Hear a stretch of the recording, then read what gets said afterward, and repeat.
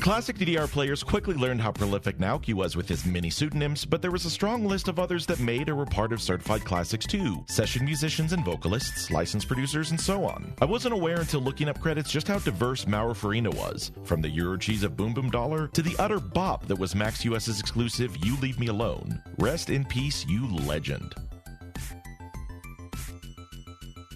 May a true artist's art live forever. Now it's time for your hosts, Shrub Roberts, Jamie Summers, and Loki, to tell you about the last 2 weeks in gaming news. Starting right now on the show, where every gamer has a voice. Hello, my friends out there on the internet. Welcome back to another week of the show where every gamer has a voice. It is Orange Lounge Radio live once again tonight, November the 2nd of 2025, with episode number 1067 of our show, off after a quick break last week. And we're back again for our final month of episodes. Joining me, as they have every week over the last 23 plus years, say hello to the one and only DarkSakura, or Jamie Summers. Hi. Hello, hello. How are you? To be determined. To TBD. Well, hopefully the show can be a nice little perk up. I know it often is for me on Sundays. I want to come back to you in a minute because I want to talk about your couple weeks. But first, of course, I have to introduce the one and only Techmaster Loki. Hello. Hi, Loki. How are you? Tired. It wasn't until I watched you or your video tonight, because we do tape live Sunday nights at the Voice Geeks Network, twitch.tv/VOG Network. That's VOG Network, 9 o'clock Eastern, 6 o'clock Pacific, right after the Bobby Blackwolf show. And if you do watch us live, sometimes there's little things going on the video, such as Loki with games in the background. And you have the brand new Katamari game going behind you tonight, which I forgot came out because I was at a work thing this week, and then I went to Disneyland. And so like my mind kind of wasn't on video game news, quite honestly, for most of the week. So I forgot there was a new Katamari that came out. So I'm very curious. Did you get to play it? Yes. All right. Well, I guess we'll have to wait for your gaming week to hear your thoughts, but I'm very, very curious because Katamari was like an old PlayStation 2 classic. So very excited they finally made a new one. Before we get to our gaming weeks, we have a lot of ground to cover. I want to go back to DarkSakura because 2 weeks ago, I know you weren't here on our last episode because you went to TwitchCon, which is a pretty big deal. And I kind of want to just hear, how was TwitchCon? Oh my God, my feet still hate me. TwitchCon was great, and it's actually one of the better ones, even though this is the first year, even though I wanted to go to panels, I actually didn't go to any of them. Oh, wow. I was too busy with people. I got to meet up with a ton of DBD people. A lot of people I know in person. I was already friends with through streaming, but then I got to run into a lot of people. Went to Trixie Mattel was out of drag at PEX on Thursday night. So, but I got to, it was packed like a sardine in there, just so many people. But I got to run into a lot of my friends. I went to the drag show on Friday, and I actually was glad that I got in a day early. I had it in my head I was going to drive on Thursday and went Wednesday instead because I did my hotel room stupidly. But I'm glad I did because that extra day I could go pre-reg and then just chill and do whatever.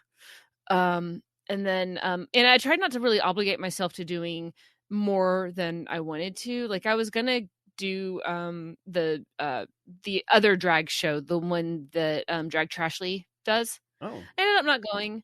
I actually skipped out on a couple of things just because I wanted to chill. We all need a people break now and then. But the big day was Saturday. It's so funny because now some of the people at especially at Stream Elements, there's a couple people there who recognize me now. Oh, cool.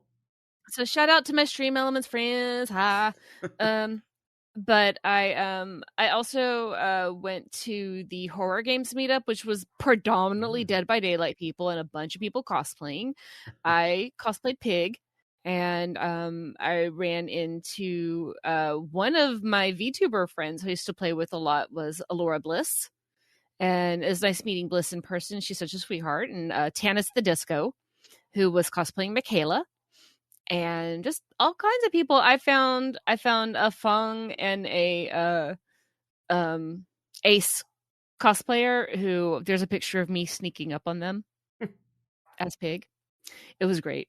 It's just so many awesome people. I met so many fun streamers. I connected with a few industry folks for doing some promos and actually a gaming idea I might have for a fully blind accessible game that I have an idea for. I'm not going to say much more about it. I'll just put it this way: I have to learn a lot more about haptics to implement my idea.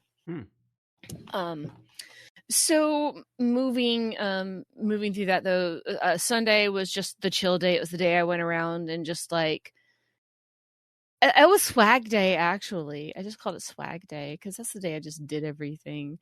I won some stuff. Oh, really? That's fun. Yeah, I just got like some dice and a Jeff the Land Shark U2s. I have a Phasmophobia mug that I may or may not be doing something with as a giveaway. Perhaps we'll see. And then I went to a party Sunday night, and it was the big Dead by Daylight streamer meetup. It was packed. It was horrible. Not horrible. I mean, it was great, but I didn't really go in and drink or do anything. I just hung outside with a couple of new friends. Horribly claustrophobic. Yeah. It was way too busy. Yeah. I did go to this arcade that was across the street. It's like you pay at the door and then it's free play for everything, although the crane games are pretty expensive. But I did win a like a chocolate cream Kirby. Random. Okay, cool. I'll try to find out where the crap I put him so I'll send you a picture. I just played a lot of classic games, which I mean I guess I could transition a bit into my gaming 2 weeks, but like they had a bunch of the Bemani stuff. They had a full official Guitarora set up, but it was cool. Down for the count. I'd have to look at my phone because me, whenever I go somewhere and play things, I take pictures of everything that I play. Mm-hmm. They did not have the Para this year. I was really disappointed at TwitchCon, but they had a bunch of other stuff. It was pretty neat. And of course, I think everyone fell in love with my cat, because I show everybody pictures of Midna. And so I had to, though, head back to be able to check into my hotel before midnight in Anaheim, because I did go to Disneyland. And I did walk over 20,000 steps at Disneyland and murdered my feet. I actually had to go by Nick's place on the way back home to drop off something for a friend, for him to give to a friend, and my direction started to take me to Barstow, so I had to turn back around a different way and went past like some ghost towns. It was kind of interesting. And then went up 99 so I could stop at my favorite Bravo Farms. Does he still live in the north? I mean, obviously I don't want to dox him, but does he still live in the North LA area? I think it's general enough. He moved. Okay. Oh, I didn't know that. He and Nathan I knew he moved, spot. but I didn't think he moved far. So that's interesting. All right. Yeah, I mean, still basic area. I'll tell you a little bit more. Yeah. DM me. Oh, yeah. also, one of the booths at TwitchCon had like the big, like the thing with all the pins, and you push your hand through it. It makes a picture of your hand. I did one that says OLR. How Radio Shack of the 90s to have those pins. Was that where those would always be, those little pin boards? That's fun though. They were that, but I would always think the large ones, like Spencer's. the Exploratorium. Oh, the Exploratorium. Yeah. Those like the big ones. Actually, I think that's where I first saw them. Spencer's, you're right, had those knockoffs for a long time, like the neon ones. Yeah. This was classic, big and red. Not real nails. It sounds like you really got to do a ton of networking. That's great. I love that for you. I mean, that's do. my predominant thing. But as far as like, I'm trying to find the name of this place because it's somewhere in one of my pictures because I had forgotten and decided to take a picture of it. Crap, where's the picture? Oh yeah, I found it. It's Arcade Monsters. It was pretty cool, and like I played the D&D pinball, Walking Dead pinball, the Guitar Dora was down. I played Twinkle Star Sprites on an arcade cabinet, and I was happy. They're they a had small chain too. They have like some across the United States. I remember last year I kept eyeing them up because I wanted to go there, but I just never got around to it. They had a Street Fighter Cross the Mega Man. That was funny. Poppin' Music. I played some Poppin' Music. Had Puyo Puyo eSports. Very weird. They had I played Pokken Tournament in the arcade. They had a Dance Evolution. They had Chase Jokers, which was actually kind of fun. I couldn't follow it very well, but it was fun. Marvel vs. Capcom 2, X-Men vs. Street Fighter 2, Vampire. I played Vampire Hunter 2, which like I haven't had a chance to play that in arcade in years. Super Dodgeball, Bust a Move, like Puzzle Bobble, the original, the X-Men Pinball, they had Sunset Riders. I always think of Dan playing that. Dungeons and Dragons, Tower of Doom, Tetris Plus. I didn't really play that though. They had the Sailor Moon adventure game. I played that. They have a Zoltar. They had Contra Evolution. I played Tank because I am always happy whenever I play Tank. I haven't seen that game in years. They had the Where's Waldo cabinet, except it was Japanese one, so it was Where's Wally. They have a Where's Waldo game outside. Like I knew the Nintendo game, but oh wow, I never knew that. That's crazy. Yeah. So I mean, it's lots of stuff, but I really I had fun meeting up with friends and hanging out and walking around and just doing. Okay, I have to address the elephant in the room that SSJ100 Matt brought up about the security issue. So there is a streamer who was attacked at her meet and greet. I'm trying to remember her name because she's no one I follow. Emiru. Yeah, it's Emiru. And she was there for her meet and greet, and then some person just rushes up on her and grabs her and tries to kiss her.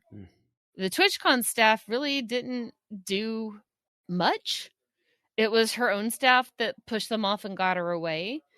And she posted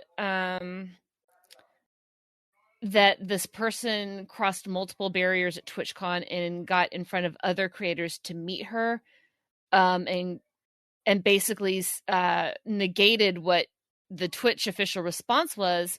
She said it was a blatant lie and that her assailant was not immediately caught or detained. She says, this is a quote, "He was allowed to walk away from my meet and greet, and I didn't hear he was caught until hours after he attacked me. It feels like this only happened because of my manager pressing for it and not because TwitchCon staff present thought it was a big deal." And then her manager contacted the police and she's pressing charges.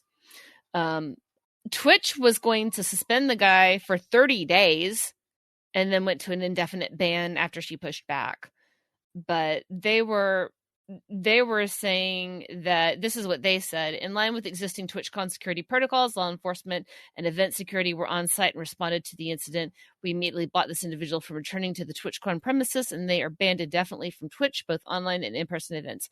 Clearly, that is not how it happened.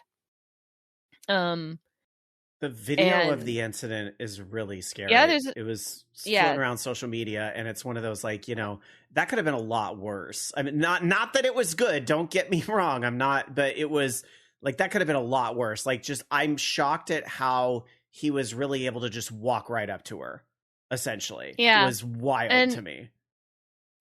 Yep. Oh, and also, I am trying to see if there was So 5 days ago, there is a post put out that Clancy, Dan Clancy, the CEO guy, he finally put out an official apology. Although, like, why do they put stuff on their freaking Twitter? Because why not do something that actually means something? But I'll read what he said. It shouldn't have happened, and we take that very seriously. We failed both in allowing it to occur and in our response following. We mismanaged our communications about the incident, and that includes the comments I made. I apologize to Emeru for all that took place, because he went on and said some things himself. The last thing on here, you put a lot of trust in us by attending TwitchCon. We take our responsibility to keep you safe seriously. I'm going to say this now. I am not, a big streamer. I have my groups, I have my people. I did not feel at all unsafe for myself. I also am, pretty vocal. If someone steps to me, I am going to very loudly say something about it and probably punch them, maybe. But all that aside, I do think that if you are a high profile person in that situation, you need to have the security detail, whether or not you are, teeny tiny like Emiru, I'm saying physically, or, a behemoth giant of a human being, you always need to have security detail. It needs to be stepped up. They started removing the ability to bring a friend in line with you. So the whole +1 thing is gone. I don't know if they're going to reinstate it next year, but even so, they need to step up their game. This was absolute mismanagement. Of course, I heard about it because I got a text from Sturlock, who, thank you for being concerned for my well-being, but it wasn't like this was a big full out someone ran into TwitchCon and tried to set it on fire or anything. This was an isolated thing for that day. Yeah. And I was nowhere near where it happened. I was going to say, respectfully, I know you would be nowhere near that VIP area because that's just not how you roll on Twitch. So I was like, I don't care about it. They're just fucking people. Yeah.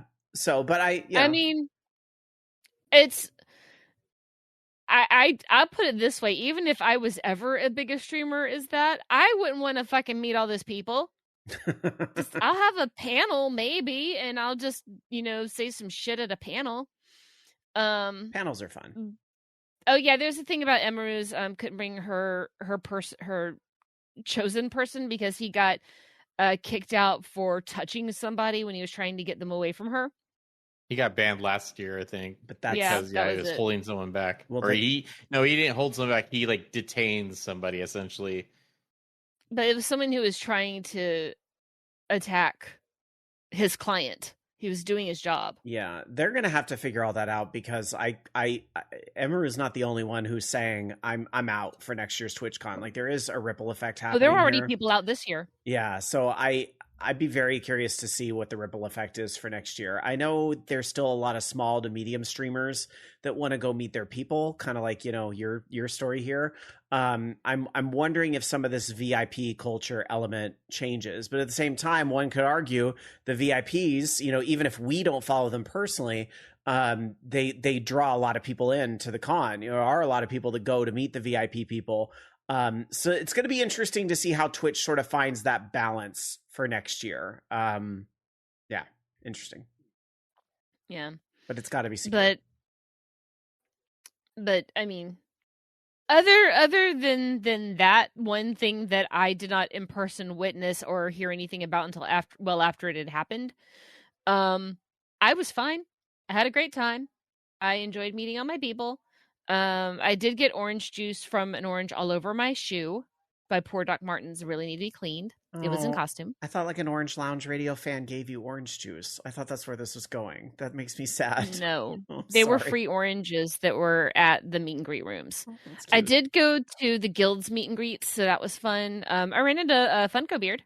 Oh, what kind of crappy... I told Funko Beard he's officially my gunkle. What crappy affiliate giveaway did they give this year? Because I remember the last year I went was like keys for a mechanical keyboard that I'll never use in my life. I don't fucking Would they give me a bookmark? They had those little plastic bags again. Those little plastic things from last year. I, however, did get 3 Leon Kennedy blood splattered shirts. That's fun. And a copy of Just Dance 25. that I need to redeem. I'm actually kind of jealous of that. Salvalos in chat says, I heard Orange Julius. Yo, if an OLR fan wants to win my heart real fast, bring me a fucking Orange Julius. Do it. Like, that'd be amazing. Anyway. Not that that's going to happen anytime soon. We'll be leaving a lot of widows after this month. All right.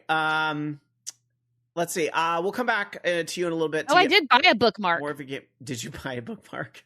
I did buy a couple of bookmarks. Yeah. No, they're useful, but I just, they're not particularly expensive. I got to see my favorite dice vendor too, so that was cool. And I bought a candle. I don't remember the candle, but it's lemony.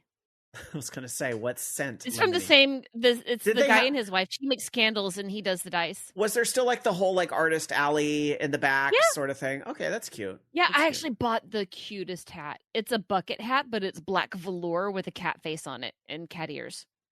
I missed TwitchCon this year. I feel like I've just been a little bit out of the loop on Twitch culture. I haven't been. I lurk in people's channels, but I've been very not active in people's channels. I just feel like.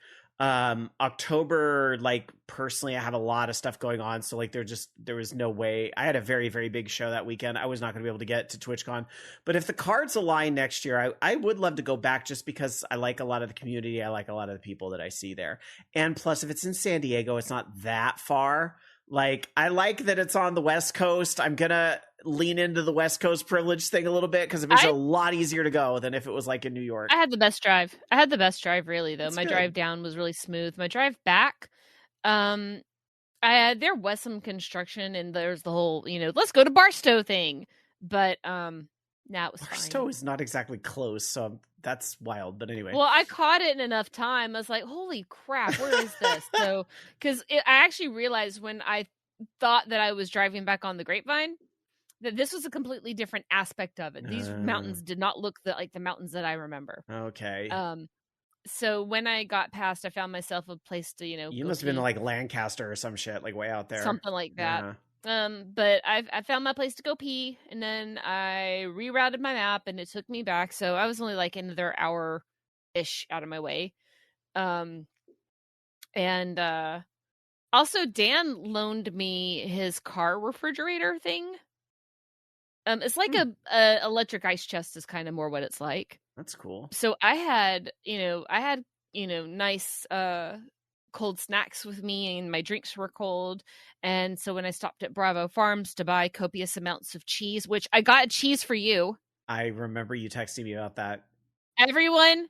And by the way, Salvalis, I think I've beaten you now because I found pumpkin spice cheese and I bought it for Rob. They have it at like Trader Joe's, I think. Do they have it? No, I have. To be fair, I've seen it somewhere. I have scaled. Stop listening to my cornflakes. I have scaled way back on the pumpkin spice thing in recent years. So, but anyway, it sounds like you had a good time. I hope the timing works out. I'd love to go back next year, but we'll see. I did also have. I came back with fudge, and Dan and I consumed it all. They had carrot cake flavor, and me and carrot cake. I also find it funny that you and I were both at Disneyland separately, but like a week and a half apart, like not that far apart, all things considered. So and we sent each other the same selfie. Everyone, we did. I sent Rob a picture of me on the teacups, and then Rob sent him on the teacups. That's right. I knew you'd appreciate it. So, all right. We are a video game podcast. We talk about gaming news here once in a while. Since we were gone last week, again, I had a work thing that was mandatory for a few days, mandatory fun, but it was actually all these, and I'm not just saying this because I know my boss listens to this show. Hi. But I actually did legit have a good time because we all work online and we work, a hybrid and at home and stuff. So it was really lovely to see a bunch of people in person and just kind of like get to do stuff for a few days. And then it was really lovely to just take an extra day and go to Disneyland, which I originally thought would be like a trip with coworkers, but then it kind of slowly became, oh, never mind, I'm not going to stay a day. So I called Victoria And when I kind of started to sense that, like, all right, I don't think many of my coworkers are going to go, I called Victoria, and she was, of course, in like a flash. And then thanks to a very, very generous person out there, you know who you are, I was able to get into the parks for free, which I really, really appreciated, and just able to, just have a great day at the parks. So, but yeah, kept me busy last week. So we didn't have a show on Sunday, but we missed a lot of gaming news. So Loki, I would love for you to talk about what are the big headlines we missed last week. Just some small stuff in the world. Yeah. I mean, we knew this was eventually going to happen. We probably thought it was going to happen a lot sooner than now, because with all the multi-platform stuff coming out from Xbox, it's like, one of these days we're going to have Halo on PlayStation, and sure enough, now we do. We have Halo Campaign Evolved, which is a remake of the original Halo game in Unreal 5, and now it's going to be multi-platform. It'll be on the Xbox, PC, and PlayStation 5. But not Switch 2. Not Switch 2, which I don't think has quite. Switch 2 will be getting Halo Combat Evolved, the original Xbox game, and it will barely be able to run. No great loss. It's just Halo. I do find it funny that more people are like the fact that this is also on Xbox is being completely overlooked. I feel bad. Well, I shouldn't say completely, but majorly overlooked. Like, everybody's talking about, oh, this PS5 version is coming. The PS5 version of Halo is coming. And it's like, it is going to be on the Xbox platform too, but I just feel people are pivoting so fast to a world where maybe Xbox isn't a player anymore. And maybe we'll talk more about that later. But now it's talking about the PlayStation 5. I am not usually as big on the original Halo as I am like Halo 2 and maybe 3, but I think it looks really interesting. I thought the campaign in the original Halo got a little boring in some parts, but it sounds like they're addressing some of that with this, so I think it could be a fun play. Yeah, and what's interesting about it is the campaign. It doesn't have the multiplayer. Oh, I missed that part. They're not even bothering to put in multiplayer? What? No, there's no multiplayer. It's the campaign, co-op for 2 players in split screen, or up to 4 players online. Crossplay is supported, but it's not like the multiplayer. Here's my thought on this. I think that they're doing the campaign as they're going the Call of Duty route. They're doing the campaign as this, and then they're going to do a free-to-play. Why get $60 from you once when they could get it from you twice? Oh, you think there'll be a free-to-play multiplayer? I think it'll be free-to-play, but it'll have, like, microtransactions, passes out the wazoo, like Call of Duty. Or perks if you have Game Pass type of thing. I could see where maybe they don't want to cannibalize a multiplayer Halo thing they have coming next year. I think maybe the current stuff I don't think is as active as it could be. So maybe there is something to be said for that. I did not realize until just now there was no multiplayer, but now that you say that, I'm like, oh yeah, those trailers I saw only featured the story and the campaign. I guess that is the case. Interesting. Yeah. Well, still, what do we think? Cats and dogs living together, mass hysteria, Halo. It's not as shocking anymore now that we've had so many games coming out. And honestly, I think we've long moved past this whole console war nonsense. Like, I don't know. I'm super with you, actually. We've all just grown up. Like Forza and the, Sea of Thieves and the other things already coming to PlayStation. Like, this was an inevitability. This is going to happen. But just imagine for a second. Like we take consoles out of it. Let's update the whole dynamic to something that's more current. Let's imagine we teamed up with hey, I'm team Netflix and you're team Hulu, and my streaming service got that show. It's better. Like, that's ridiculous. Are you saying how ridiculous it sounds just to be doing that kind of stuff? So that's basically what the console war stuff is now. It is ridiculous to root for a team of large corporations who don't give a crap about you. They don't give a crap about their employees. Like, there is no point in to be like, rah, rah, rah, let's go team Xbox. Like, you can be excited for stuff that's coming out on there. Like, I'm excited for Stranger Things coming out on Netflix. I'm excited for, Amazon getting the new Fallout series, So there's a lot of things you can be excited for, but I'm not excited about Amazon, and I'm not excited about Netflix. Yeah, I think the thing about this is that the optics is a little weird to me. I think the timing of this is not great. And I realize, like, you know, they didn't decide the week before when to announce this. There's a lot of thought that goes into the rollout campaign and the when and all that. So I completely understand that. I want to get that out of the way. But that being said, there's a lot of Xbox gut punch stories that have been happening over and over and over again. And I realized another one that came up the week we were gone. I'm sorry, I didn't put this on the show roll, but I have to bring this up. And Loki, I know you're going to know what I'm talking about the minute I start talking about it. And that is the whole word that came out about that the Microsoft division is being forced to hit a 30% target of profit, and that potentially this is what is actually driving some of the Game Pass increases and some of the things we see, and that in fact it may even be playing into some of the hardware increases and not just the tariffs as originally thought, which is extremely problematic if that's like there's this arbitrary 30% that they're trying to hit on this front, and they've let us all believe that it's, you know, the tariffs, which, you know, I don't think you can say that's not to blame because you see it hitting PlayStation as well. But there was an odd disconnect about it doesn't seem to be hitting PlayStation in the same volume, or Nintendo even in the same volume that it's hitting Microsoft. And now we might have some insight why. And that is this whole that apparently there is this arbitrary 30% profit margin, which, by the way, is not common for the industry. Usually it's a 10 to 20% margin. It's like certainly not a company that deals in hardware. Well, and this is just one bad decision after another from the Microsoft front. Like, this is I do not see Microsoft being a player in the hardware business in another year or two. It is that dire with what's going on right now. And I'm not saying that to be like an angry gamer and sensationalist gamer. I'm just saying real facts. Name a win for Microsoft in the last 6 months. I'll wait. Now, I'm sure there's going to be an Xbox fan out there that's like, this game or that game. Okay, name a win that offsets the losses. Name a W that offsets the L's that Microsoft has been taking. And this whole, like, you know, 30% thing is just really not a good look. The optics of this is really shitty. And now to hear that Halo's going to PlayStation 5, I think there are so many people now that are just like, I never have to buy an Xbox again. And perhaps there's a part, I think Microsoft sort of has to figure out, what do you want to be?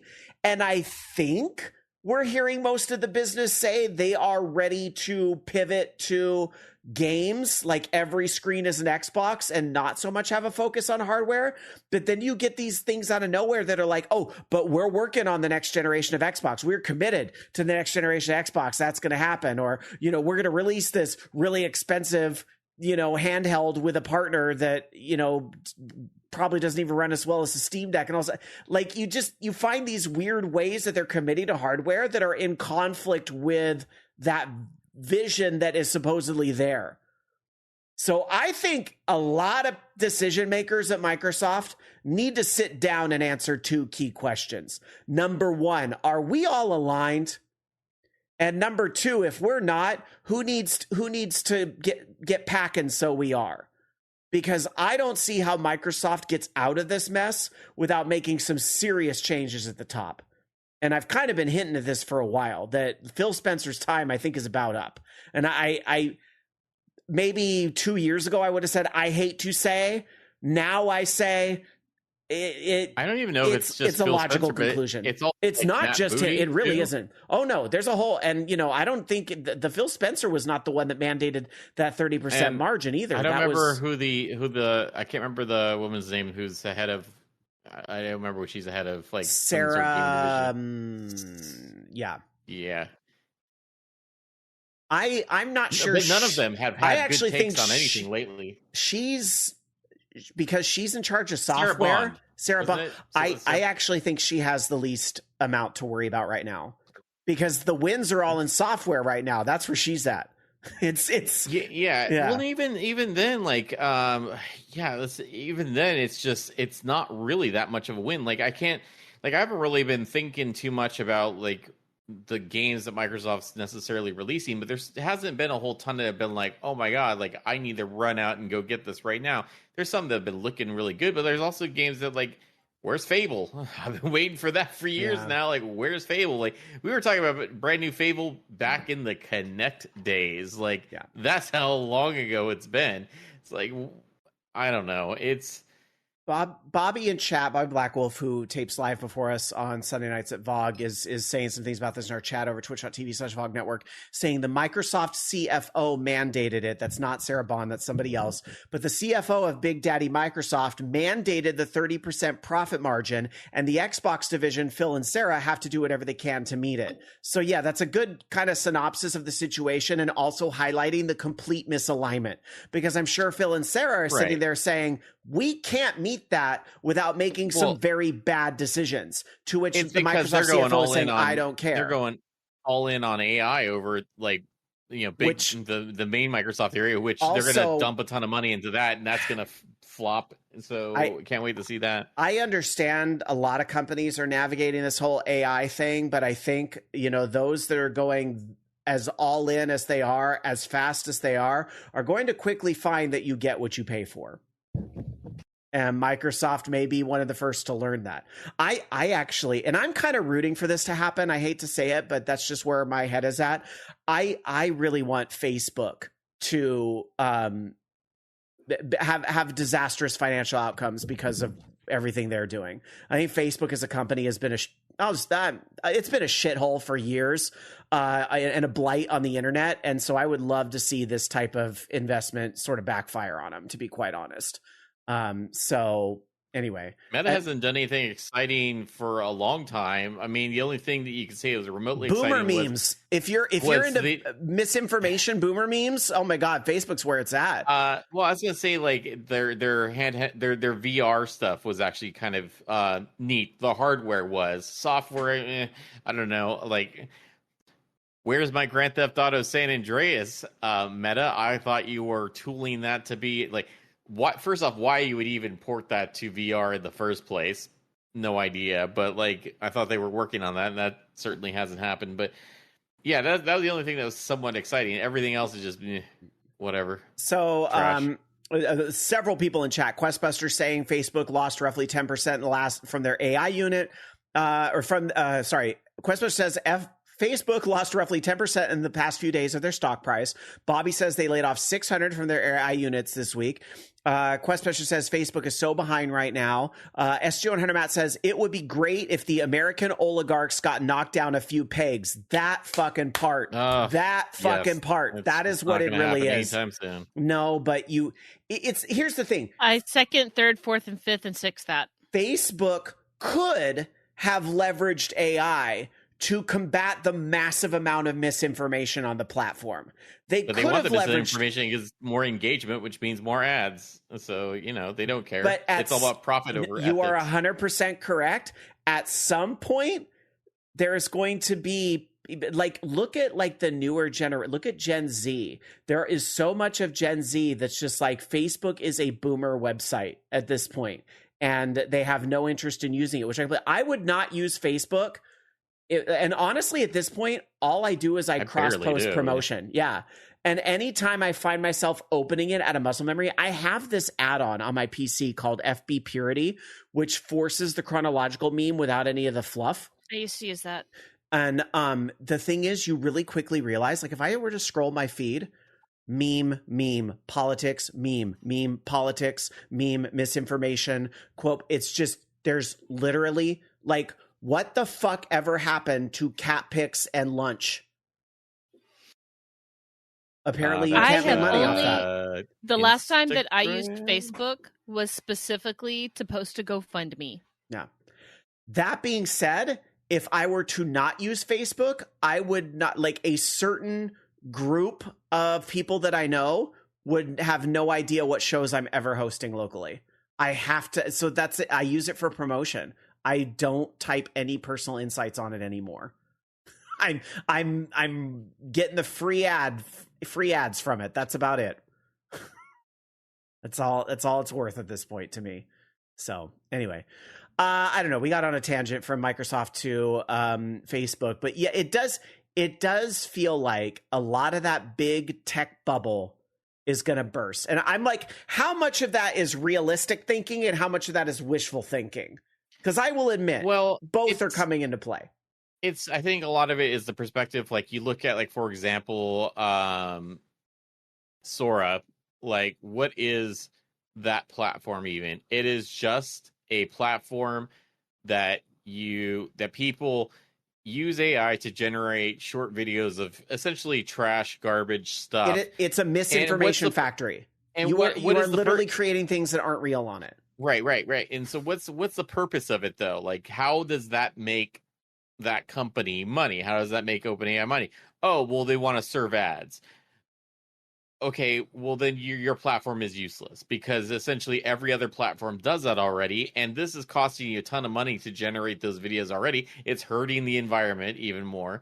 Like, if all your AI is doing is creating more slop for video slop, then it's not a viable company. Like, it's not doing anything revolutionary. Why should we allow you to steal all of this, like, IP?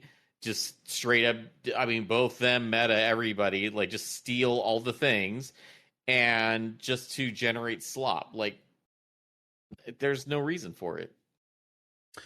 All right. Anyway, we went down a rabbit hole, but that's fine. We have feelings. Let's get into our gaming weeks and the types of video games that we have been playing on this week, Xbox or otherwise. DarkSakura, I have a feeling you are team otherwise. But how was your gaming week? Yeah. Well, apart from what I had already said for TwitchCon, I started Portal 2 last night as my retro game, which I feel kind of dirty calling it a retro game, but I literally have not played it in like 10 years. It is, yeah. So I played that. I'm like up at puzzle 10 in the underground section. So I got GLaDOS again because she's a potato. I'm still playing Dead by Daylight. I got all the way through the event finally.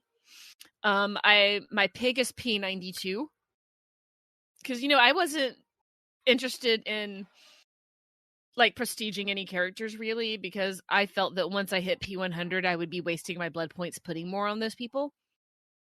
And I still kind of feel that way when I have to put anything on Meg, because I'm running out of stuff on her finally. But once I get Pig leveled up, she's going to be in good shape for a while. I have tons of stuff on her. And I don't know who I want to do next. Maybe Legion. Anyway, I also have been playing Palia. I didn't play any Avatar this last week. Even though I really want to get through the DLC that I'm on before the new DLC comes out, which I have to see Fire and Ash first and then play the DLC. I'm frustrated by it because I do not want to play as Solek. I mean, he's a cool character, don't get me wrong. The whole reason I play Frontiers of Pandora is to play my character that I have been with from the beginning of the fucking game. Thanks, Ubisoft. I'm just hoping that, like, if I get through the story part of it, then I can go back to playing my character.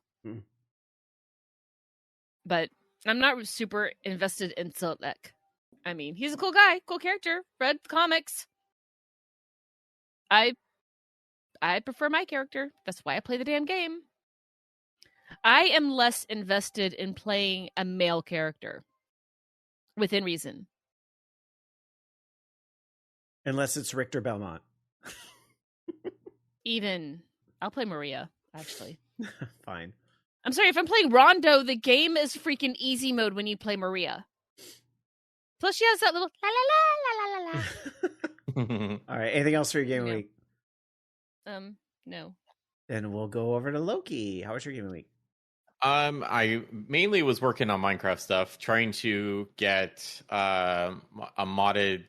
Still working on like a modded series and trying to get a seed and the mod set up for that. So I think I've gotten that. I've got a seed I like, and been working on trying to figure out how to get that all set up and started and stuff. So there was that. Today I played through a Minecraft event that was it was Clicks with Inside MC. They did an event with Clicks Games that was kind of like MCC. So it's a bunch of different events. Our team actually ended up number 1 for points, and then we came in second for because basically the top 2 teams go to like a final match where you fight each other, and then whoever wins that actually wins the whole thing. So we didn't win, but we came in first points wise. But it was a lot of fun. Nice. And we raised money for the Macmillan Cancer Fund Society. I can't remember what it was. Cancer support. And it was I think 1,900 pounds they raised. So cool. it's not bad. And then I played this game that's behind me, which is Once Upon a Katamari. And I love me some Katamari, except I have some issues with this game. And the reason for that is, so Katamari, when we first played it, was on a PlayStation 2. It was basically, not HD. You had limited, screen real estate. So, of course, you have... as you can see or hear behind me, we've got, the interfaces. You have one side of the screen that shows like the size of your Katamari. You have another side of the screen that shows, the time left in the match and all that stuff. So the usual stuff that you expect with Katamari. The problem is these games have been getting more and more elaborate as far as like the visuals go. And so playing this game, there's many times where the king of the cosmos will be sitting there talking to you, and it blocks the entire center third of the screen. And so it's becoming now a problem with, even though my screen resolution is going up, these UI interpieces are staying the same size. It is taking up a massive amount of screen real estate, and it is irritating because I cannot see what I'm doing in this game because there's too much UI that's unnecessary in there. I think a good description I saw in the Steam reviews was the game lacks confidence in itself. And the reason they say that is because they're not confident in their soundtrack, because they are selling the old soundtracks as DLC. They're not confident that the players will be able to learn the controls from the tutorial. So there's constant control prompts on the screen at all times. They're not confident in just going back to these levels again for replayability, to like try to up your score. So they hide these crowns in there, which is fine that they have them. But there's a lot of unnecessary menus. There's a lot of unnecessary like hub worlds and stuff. A lot of forcing you through like all these menus and customization. Like, I don't care about customizing the Prince of the Cosmos. I don't. Literally on like, you can't really see it on the screen behind me right now, but literally on that, like the Prince is like maybe 5 pixels tall. Like, you cannot see any sort of customization that you are doing on your Prince. Okay, so in chat, Bobby is saying that the king would interrupt on the PlayStation 2 game, and but it's a lot more. To everything you're saying, you could always pick from his cousins in the PS2 game too. So you can you can do that. Maybe still not customized, but it's changing it up. You can do both. You can still, but he's like constantly talking to you. Like, he's doing it right now in this video that's behind me. He's just constantly talking and blocking a good portion of the screen. Yeah, I saw some crown icon, just like these icons are coming right up over your. Yeah, there's icons, and then there's like power-ups that you get now, which also sit above your player as, on screen. Just the UI design is really bad. And then on top of that, like they have these unnecessary hub worlds that you go select your levels from. It just feels really unnecessary. Like, the other games did it so much better. I just want to play a game where I'm rolling a Katamari around. We start off in a room, and then, at the very end of the game, we're rolling up the whole universe, or whatever the case may be. Like, that's all I want. Like, I want it simple. I don't need all this like fluff and pizzazz and everything. So it is a little annoying that they have like all this stuff in the way. And yeah, this is another thing where they do like a cut scene and it has a bunch of stuff in here. It's like, is this really necessary? But it's a minor gripe. I mean, it's still an okay game. They have a really great soundtrack. It looks super crisp now with the new graphics and everything. So I really do like that. But it also feels like that it's just so sluggish to move around. Like, it really is a slog sometimes. It doesn't quite feel as sharp or tight as I remember it was on the other consoles, but I don't know. Whatever. that's just my gripes on it. But there are other people that agree with it at least. So how much was it? Was it a 70 or is it still leaning into no. budget stuff? Okay, so it's more like a 40, I don't 50? remember exactly. Yeah, it's not super expensive, but it's Bobby says 40.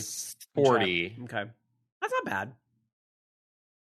Yeah, it's definitely worth $40 or get it on sale. It's a fun game. It's just I just think there's a lot. All they really need to do to fix it is just like, hey, can you like have some options? A UI percentage scaler, like take all UI elements and scale them down 50%. Yeah, it didn't auto detect my hardware or anything, and so when I started the game, I was in a super tiny window. It was like 720p, just like in the center of my screen. I'm like, what's going on here? I had to go and adjust everything because like it defaulted to some really stupid thing. But they just had like a UI scale or something like that you can adjust. Like that would be so much better, or just an option like, hey, can I stop getting reminders? Final Fantasy 14 for how to control has it? that, and I love it. Final Fantasy 14 has the UI like percentage. It's great. Basic UI stuff, like just quality of life things that they could have just added into it, and it would be so simple and make it so much better. But I don't know. Right. It's fine. It's still fun to play. It's just minor annoyances that would make what would be like it's a good game to a great game, I guess. All right, well, if that's it for your gaming week, I'll talk about my gaming week. Actually, considering the fact that I was gone most of the week, I actually had a very active gaming week. So still playing some of the old standbys, Diablo 4. I feel like I'm going to finish all the Battle Pass quests this season, or whatever they call it, the season journey. It's not really Battle Pass, the season journey. I feel like I'm going to finish it this season with my build, which I haven't done in a long time, so that's kind of exciting. I've been leaning into that. I played Final Fantasy 14 for the first time in a bit. I got a notice that my house was going to get destroyed if I don't log in. I was like, all right, I should log in and play and like check out some of the things they've done in the recent patches. And so I checked out their new deep dungeon. I played a little bit of that they just added in the most recent patch that supports up to level 100. So I was playing a little bit of that. And then I was playing some new stuff. So I actually checked out Dragon Quest 1 and 2 HD 2D remake. I was really excited to check that out because admittedly, I did not play Dragon War. It was Warrior back then, okay? I did not play Dragon Warrior 2 and 3 on the Nintendo because my parents wouldn't buy it for me, you know. But I did play a lot of Dragon Warrior 1, and I loved that game. And so I was really excited. I was like, okay, I want to, check this out and play this HD remake. And so I got it, and I've been playing it, and I will say that the game I am playing reminds me nothing of the original Dragon Warrior. It's there in theory, but this is a completely different game. That's not a negative. I'm just saying if you had similar expectations to me that this was going to be, maybe I don't even know what I was expecting because of course, Dragon Quest or Dragon Warrior 1 has aged significantly. And so, of course, they've got to do a lot graphically to it. They're going to do some quality of life things. Like you don't need torches and dungeons anymore. It's just an automatic thing because it goes with the art style. But they really changed the story like a lot. I'm talking like Final Fantasy VII Remake a lot. It's not bad. It's just like, oh, okay, I didn't realize this is what it's going to be. So I feel like there's a lot I still can't really evaluate until I beat it, but I will just say this is just like a new Dragon Quest game that in theory has some threads that are in common with the original game. But now I understand their big picture now. And maybe it was obvious to some of you that are bigger and longer Dragon Quest fans than I, but it's very obvious that they released 3 first because chronologically it's first. And now they're releasing 1 and 2 to basically kind of, I guess, retcon the original trilogy as a chronological trilogy. Because a lot of the changes they've made in 1 are to support 3 is what they've done and 2. So, and including the fact that like when you go out into the overworld, the minute I realized I was not playing the same game is when I went out into the overworld and my first battle is multiple dragons. And I was like, wait a minute. The original Dragon Warrior, you only ever fought one mob at a time. It was always one mob, 1v1 combat. So, and not only is it multiple mobs, there are a ton of mobs that aren't in the original Dragon Warrior. Like she slimes were never there in the original one. There's a lot. The Raticates were not there. There's a lot. They're from Dragon Quest 3. And so they just kind of used a lot of that same stuff in Dragon Quest 1. So again, not bad.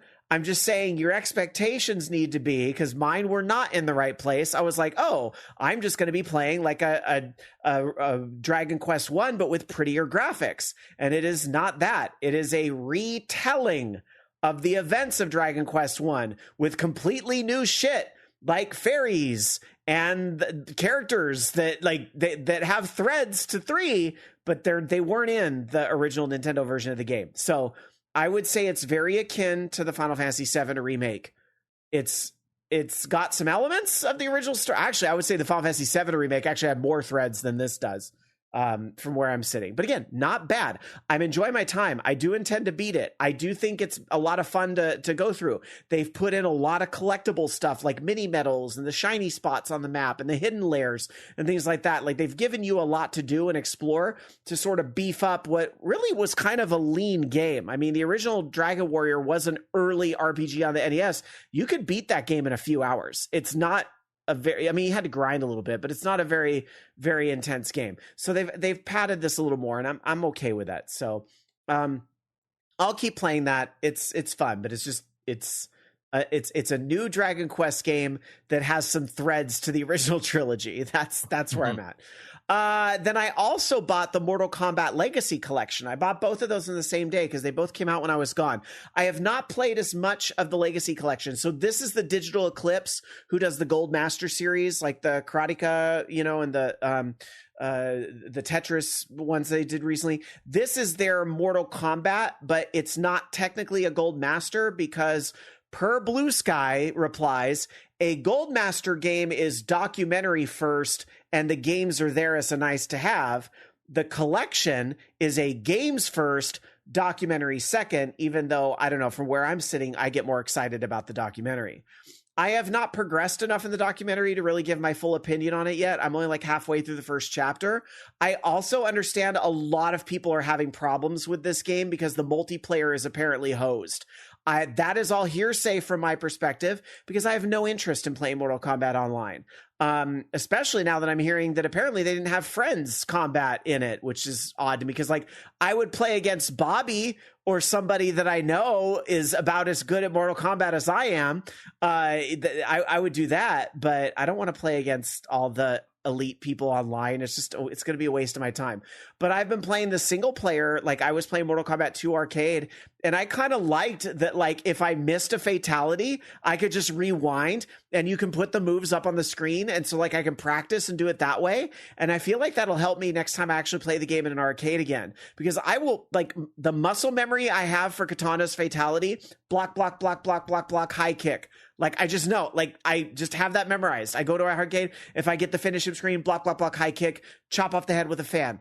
I know that. But, like, I don't know any of the other moves. I couldn't even remember, like, all of Katana's moves. So having them on the screen has actually been very nice. So yeah, there's parts of that I like. I like that they have some of the more obscure Mortal Kombat titles, like the Game Boy one and the PlayStation spin-off games.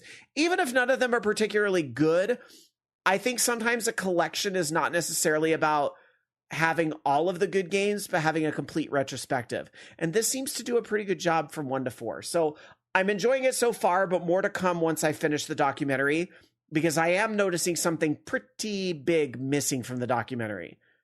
I'll talk about that at a later date. And then, so because I've been go this whole October, I really said this weekend I wasn't going to do shit. I didn't go out on Halloween, which is wild to me because I love Halloween, but I was like, I have hit the wall. Today, October 31st, is the wall. I am resting. I'm not doing anything. Because the next day, last night, I knew I had tickets to go see, I keep wanting to say Dear Friends, but it's not what I haven't called it that in years. Distant Worlds, the Final Fantasy Symphony, happened to be here in Sacramento for the very first time. So I went, because every other time I've seen it, I've driven to San Francisco, LA, when I went to the very, very first one, or even, I think there might have been one in San Jose that I saw. So this is the very first time it was in Sacramento. So I went to Distant Worlds. I went with Alan, and we took our friend Dan as like a late birthday present. And it was a good show. I would say the first half was really like some of the best. The mix of music they played was like some of the best. And it's because Now they have intentionally added a ton of 14 and 16 into it. So I will say, if you're going to see the show this year and you've seen it before, you can count on the fact they're going to play Xanarkand, they're going to play One Wing Angel, they're going to play something from 9, and they're going to play Liberty Fatale. They're always open with 8's opening movie thing. So there's some standards they are simply going to play every time. But this time they played 4 songs from Final Fantasy 14 and they played 4 songs from Final Fantasy 16 in the second half, which ate up a lot when you consider it's a night at the symphony and there's maybe, I want to say maybe 15 songs tops they play all night. So that was a big chunk of the program. And the 14 part was really, obviously I love 14. It was really cool to hear that they had the original vocalist that sang Flow, and I can't remember the name of the Crystarium song in the moment, but it's the really good ballad that goes with and she was the highlight of any time I have been to see Distant Worlds, which is probably like 4 or 5 now. Having her there actually singing live, she was fucking incredible. Amanda Aiken's her name. She is incredible. And so to hear her sing the 14 songs live was great. And that was really a highlight and really worth the price of admission. I'm going to be honest. Not everyone is going to like what I'm about to say. This is my opinion. You can take it or you can leave it. The Final Fantasy 16 stuff, it just reminded me how really woefully mediocre 16 soundtrack is in the grand scheme of things. And it does pain me to say, I love Soken. I love what he's done for 14. I just think 16's soundtrack was not, it doesn't have as many standouts as even like 15, to be quite honest, or some of the ones that came before it. It does have some bangers. I love the prelude. The Titan theme is great. Neither of those were played. But they did have Amanda come back out because I didn't even realize Amanda does sing the ballad at the end of 16. But that's also the most infuriating part of that game to me. Is the love theme, okay, is the most infuriating part of 16 to me. It was completely out of place in my opinion. I've gone into this before, and we're way past the spoiler limit at this point, but I cannot stand the love story with Clive and Jill in that game. I think it feels extremely shoehorned into me, and so that by nature, that song that goes with that whole thing is just like I can recognize and say she did a very lovely job performing it. It was a great performance. And I can sit here and go, I just don't like this. The soundtrack is not the same.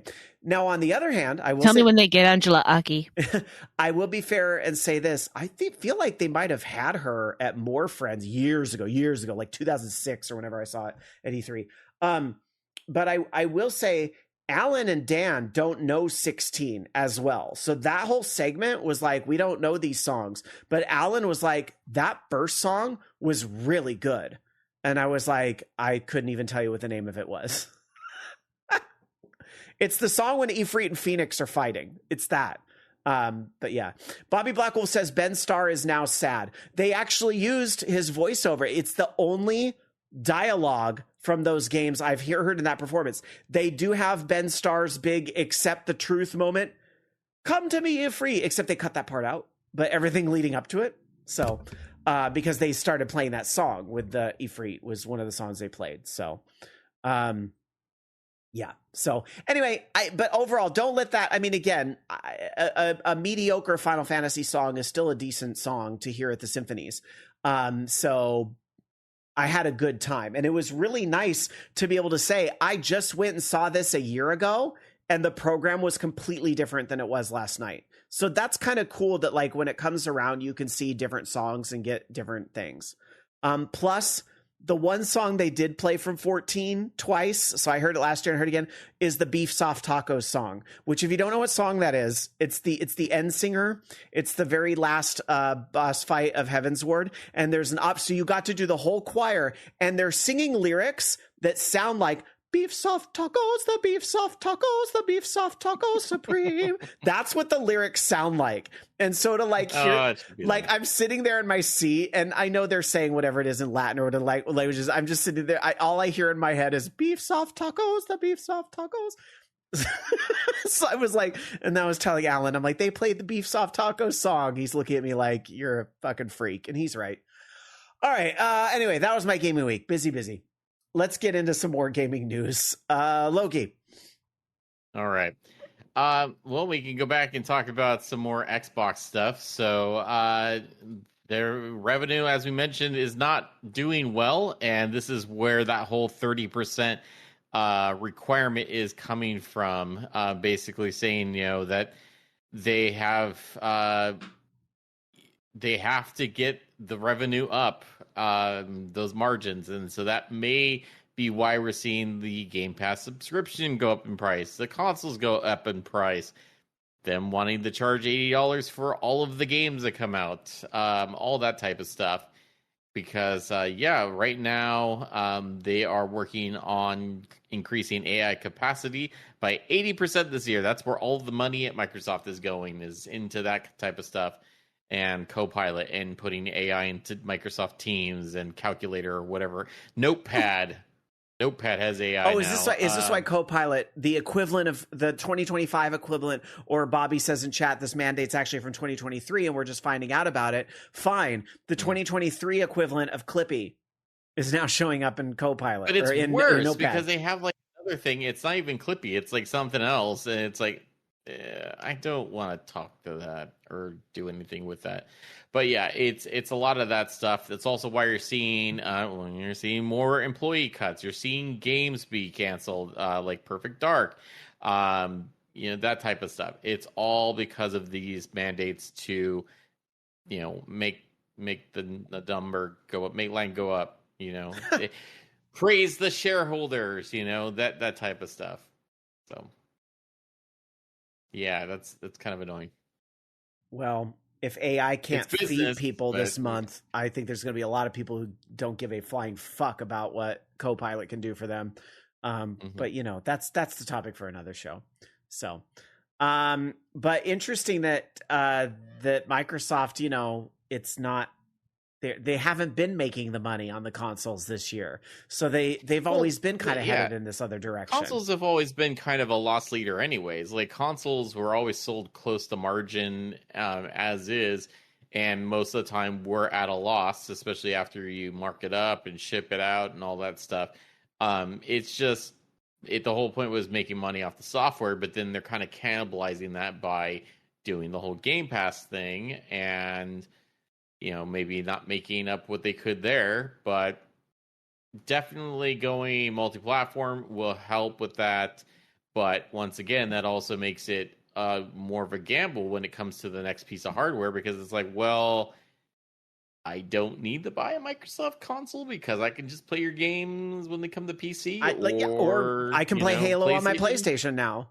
Yeah. Exactly. So it's like So that's really going to eat into the next Microsoft console unless this console's like really doing something different. I think if it's just like, yeah, the graphics are slightly better. No, it's going to be AI stuff is going to be what they push in the next console. 100%. 100%. Yeah. Well, cool. I guess. I don't know. We'll see. Speaking of which, well, and I think too, and this next story is really going to underscore this. Like, AI has always been around in video games. You would expect video games to have AI. This might shock you that I'm going to say this. Video games ought to have AI. If you're going to have player versus environment or player, your game has to have AI. We've had AI since the era of the Atari 2600. It's this like generative and what it really is. And I think I've given this a lot of thought. What's my red line? What is it about AI that I don't like? Because even sure, I'll use AI as an idea generator. I'll use AI for things here. But where I don't like it is when it starts to replace art. It's not even necessarily, it's just the terminology gets changed. It's not artificial intelligence. I mean, in artificial intelligence in the sense that I've coded some rules that that something follows, and given environmental circumstances or a random event or something like that, and that is simulating some sort of intelligence. That's how you have enemies flanking you and stuff like that. They're not large language models. The difference with a large language model is it's hallucinating stuff that it reinforces what you put into it. Mm-hmm. It is just trying to simulate what you want. I mean, yeah, sometimes it may summarize stuff, but we're not to a point where like we can trust that is correct. Like it is most of the time going to be wrong, and sometimes it can't even do the simplest of things. So it's just, yeah. Well, leading into this story about a brand new release that came out this week that apparently a lot of people are playing on Steam. This is a looter shooter, so it's not really, I mean, once in a while I get into these games, but this one hasn't really been on my radar. But I am seeing some friends online that are enjoying Arc Raiders. And there's a lot of discourse, trademark patent pending, around the use of AI in Arc Raiders. So it does have an AI-generated content disclosure on the Steam page. And the disclosure says that during the development process, we may use procedural and AI-based tools to assist with content creation. In all such cases, the final product reflects the creativity and expression of our own development team. And the design director, Virgil Watkins, when being interviewed by PC Games End, said, Arc Raiders in no way uses generative AI whatsoever. And in an interview with Eurogamer, Stefan Strandberg, CCO, said, the experience of the game doesn't use any generative AI. But it turns out the details are a little like, so, okay, it's not using like language generation, but what is happening is that some of it is voice actors. So apparently the text to speech is not all voice actor. Meaning it is in the voice actor contract that we use AI for this purpose. And that allows us to do things like the ping system, where it says every single item name, every single location name, and compass directions. That's how we get that without needing to have someone come in every time we create a new item for the game. And that's the interesting sort of muddy waters now we're in, because they're claiming we don't want a voice actor to have to come in and name the, 1,000 things that are in the game. But, again, some of us that sort of really appreciate do that. Exactly. Why does it need to do that? Then make it a very obviously robotic type of voice or something. I don't know. I don't love this. I feel like this is trying to be like, we're not really screwing over the voice actors, but we're mandating that they allow us to use their voice to generate stuff in the game. There's just so many lines we'd have to pay them for, and we don't want to do that. Is that not against the part of the agreement with SAG-AFTRA? Not when your game is made in Sweden. So that's the loophole. So, yeah. So just something to consider with the game. I mean, if the voice actor is getting compensated for it, I don't know. It's a slippery slope that I'm not sure I love. And yeah. So Embark Studios is in Sweden and apparently did not work with US-based union actors, at least as far as any of the folks on the internet have been able to deduce. So also, apparently, AI tools were used to create a 3D model of the game from a YouTube video. It was more of a research project, but not something that they're using in the game now. I think AI as a play field is whatever. It's fine, but it's interesting. We're going to be seeing more about this, and a lot of companies trying to figure out the ethical use of AI over the coming years, because some of them are completely signed in onto. This is a wasteland. We're going to use it for whatever we want. I think there's other companies that are really trying to figure out how do we ethically use this, and it'll be interesting to see how that works. So, all right. Some other comments in chat on this are very interesting. Bobby is pointing out the SAG-AFTRA thing only applies in the U.S. It's why a lot of movies are moving production to the U.K. So, we need to get some worldwide lockdown on this. Questbuster says, as a note, they used AI tools in the finals for some of the announcer voice lines. They recorded with real actors and then used AI to generate contextual audio, which they appear to have continued with Arc. Bobby says, as long as it was very clear when the actors signed up to do that, and because obviously they would have had to record their lines and train it or whatever, as long as that's the understanding when the actor did it. And they're being paid for it. And they're being paid for it. I don't see a problem with it. It's just, I feel that it's like, oh, we just didn't tell you that we're going to do that. Yeah. Bobby says, I think in this case, they're specifically scripting what the AI voice is saying, unlike Fortnite. So we'll see what continues to develop. Anyway, pleasant little announcement from earlier this week. DarkSakura. Yes. Animal Crossing. Did I not say that it would take something along the lines of a new Animal Crossing to make me get a Switch 2? Well, it's not new Animal Crossing. Let me finish, please. So I said something like, and I said that very specifically, because Animal Crossing New Horizons 3.0 update is coming out, and there is a Switch 2 edition on the way. This is free for any New Horizons players, whichever version that you have, with a lot of new content, although some is very specifically Switch 2 related. So this will be out on January 15th, 2026, both versions available the same day. So you are going to be getting things like Resetty's Reset Service, the Catton's Resort Hotel, so they're bringing the entire Kappa family. And you get to decorate hotel rooms kind of like it was Happy Home Designer, which I think is awesome. And you can invite people via Amiibo cards to come and stay in your hotel, I think indefinitely.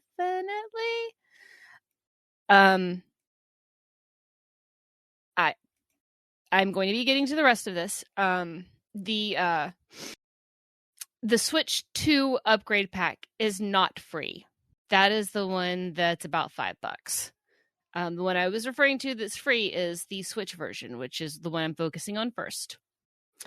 But you also are getting upgraded storage. Your storage goes up to, I believe, 9,000 items. You have the Dream World and the Slumber Islands, which you can just basically build infinite extra islands. So 3. There you go. You get 3. It's not infinite. 3. How about let me do the thing myself? Thank you. There are Lego items. There are new Zelda items, new Amiibo. There's Splatoon items. There's NES and Game Boy games, different consoles, retro toys. And with the Dream Island, as I was getting to, they're not permanent. You can start over. You can do as many different ones as you want to, up to 3. I'm pretty excited about the Catton Hotel. I'm looking forward to that. And then, though, for Switch 2, there, of course, is going to be an immediate graphic improvement. There's going to be 12-player multiplayer, the megaphone item, mouse controls with the Joy-Con, and again, like I said, improved resolution. I'm also kind of excited that we're getting the systems in the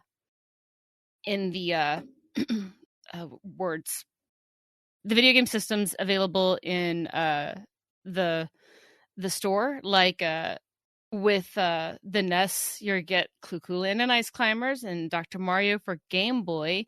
It even is specifying that you have a Famicom Disk System, an NES, a Super Famicom.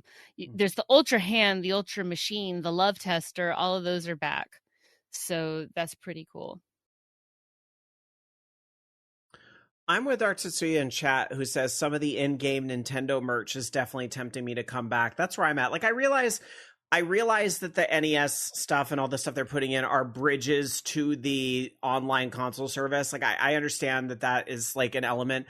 I still love like that. I'm fine with them leveraging that, because I feel like, to me, that's Animal Crossing kind of going back to its roots in a way, and what drew me into Animal Crossing in the first place. So that's really exciting to me. And then I think like all the Lego and the Zelda stuff is just a bonus. And to be quite honest, I didn't really bother with Animal Crossing when the 2.0 version came out. I never bothered with it. So I'm excited to have a reason to revisit. Although I'm a little sad it's not a new game, and I feel like this is a time buyer for an inevitable new game. But then again, Mario Kart we got a shit ton of tracks for Mario Kart 8, and we didn't get Mario Kart World until a little while later, or it wasn't that long of a wait for Mario Kart World.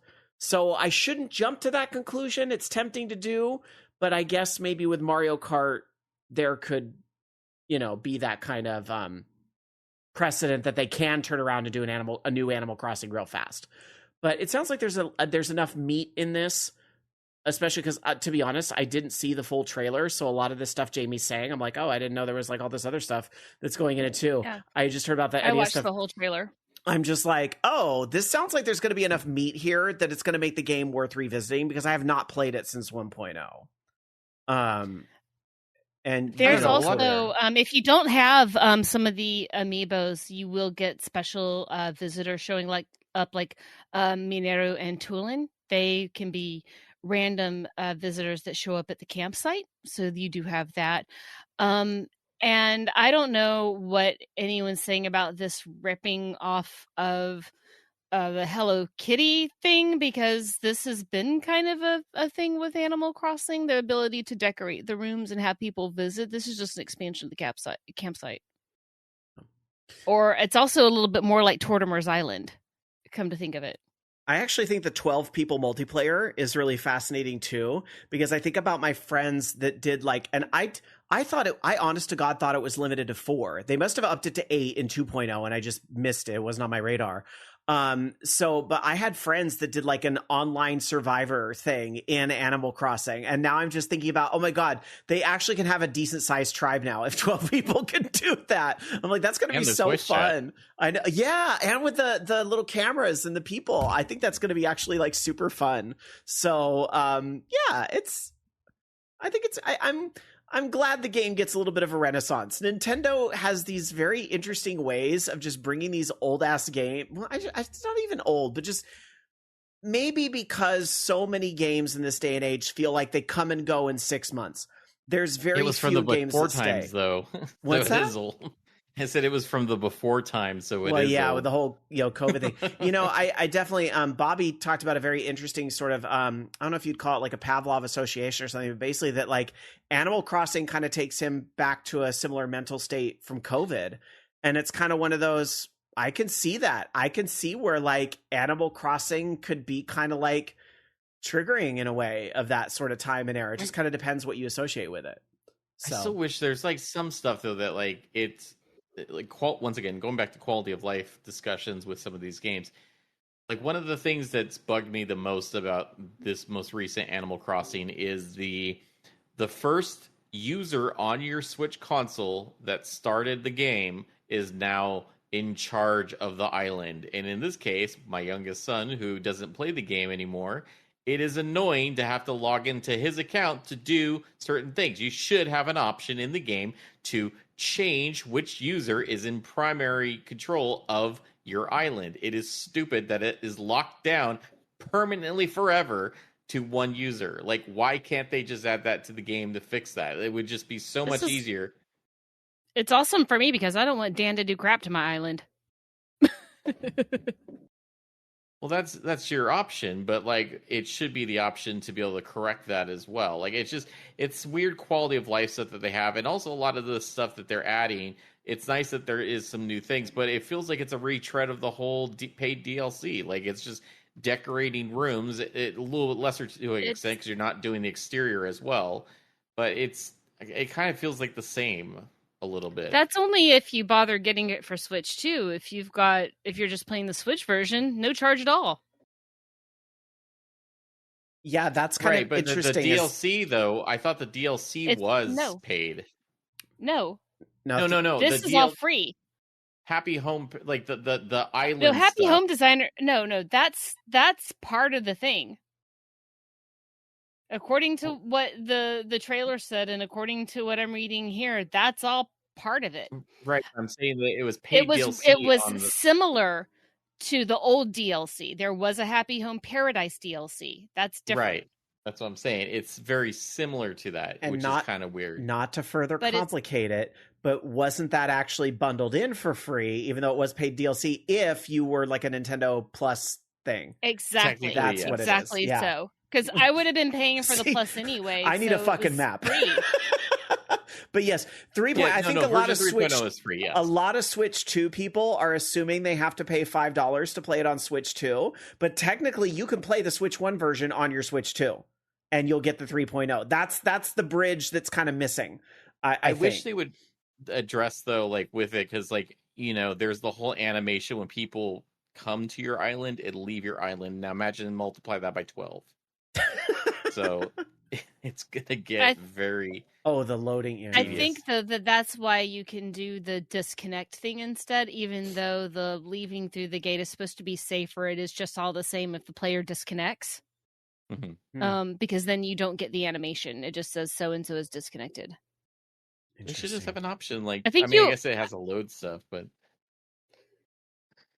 I mean, right now, I think actually all it was is you just had the little. I mean, you have the thing of them walking off and on, but you don't have to watch the plane arrive and leave every time. Only the person traveling sees the full thing. Well, I'm looking forward to having a reason to revisit the game again because I want a Nintendo collection in my basement. So even if I'm paying for Switch Online, I can play those games anyway. There's just something about the collected. Look, I like to collect games and have them in my house. I think a lot of us They should have the Play Choice 10 stuff in there. Like, that's what they should have. Like, they should have the full arcade cabinet so you can play the Play Choice 10 It would be cool if they had, like, new games, but I just don't... I don't know. I think that's asking for a lot. So I'm glad we're getting this. What do you mean not getting new games? You're getting Game Boy titles. We're getting Famicom Disk System. We're getting games that have not been available before. Yeah, but they're all things that are on the Switch Online. It's just a bridge to the Switch Online catalog. So yeah, no, but I mean, like, which is very clever, and it's giving people what they asked for. No, I get it. Is I agree. It's clever, and I'm happy for this bridge. But I was just like, it might be kind of fun if like there's like a game you can only unlock through Animal Crossing. But I understand that Nintendo doesn't want to cannibalize Switch Online, so it's just one of those. It's a pipe dream thing that when I sit down and think, is this logistically the smartest thing to do? I go, no, it's probably not. So that's what it ends up.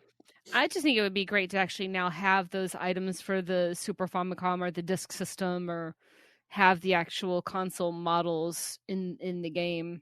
Yeah, I do like that it's more than just the NES models. That's kind of neat.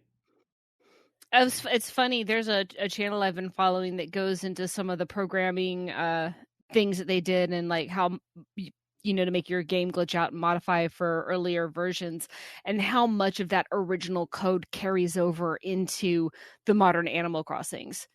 There's some stuff in there, including part of its inventory system, that is the same by necessity. Mm-hmm. There's a lot. I've kind of gotten this approach lately.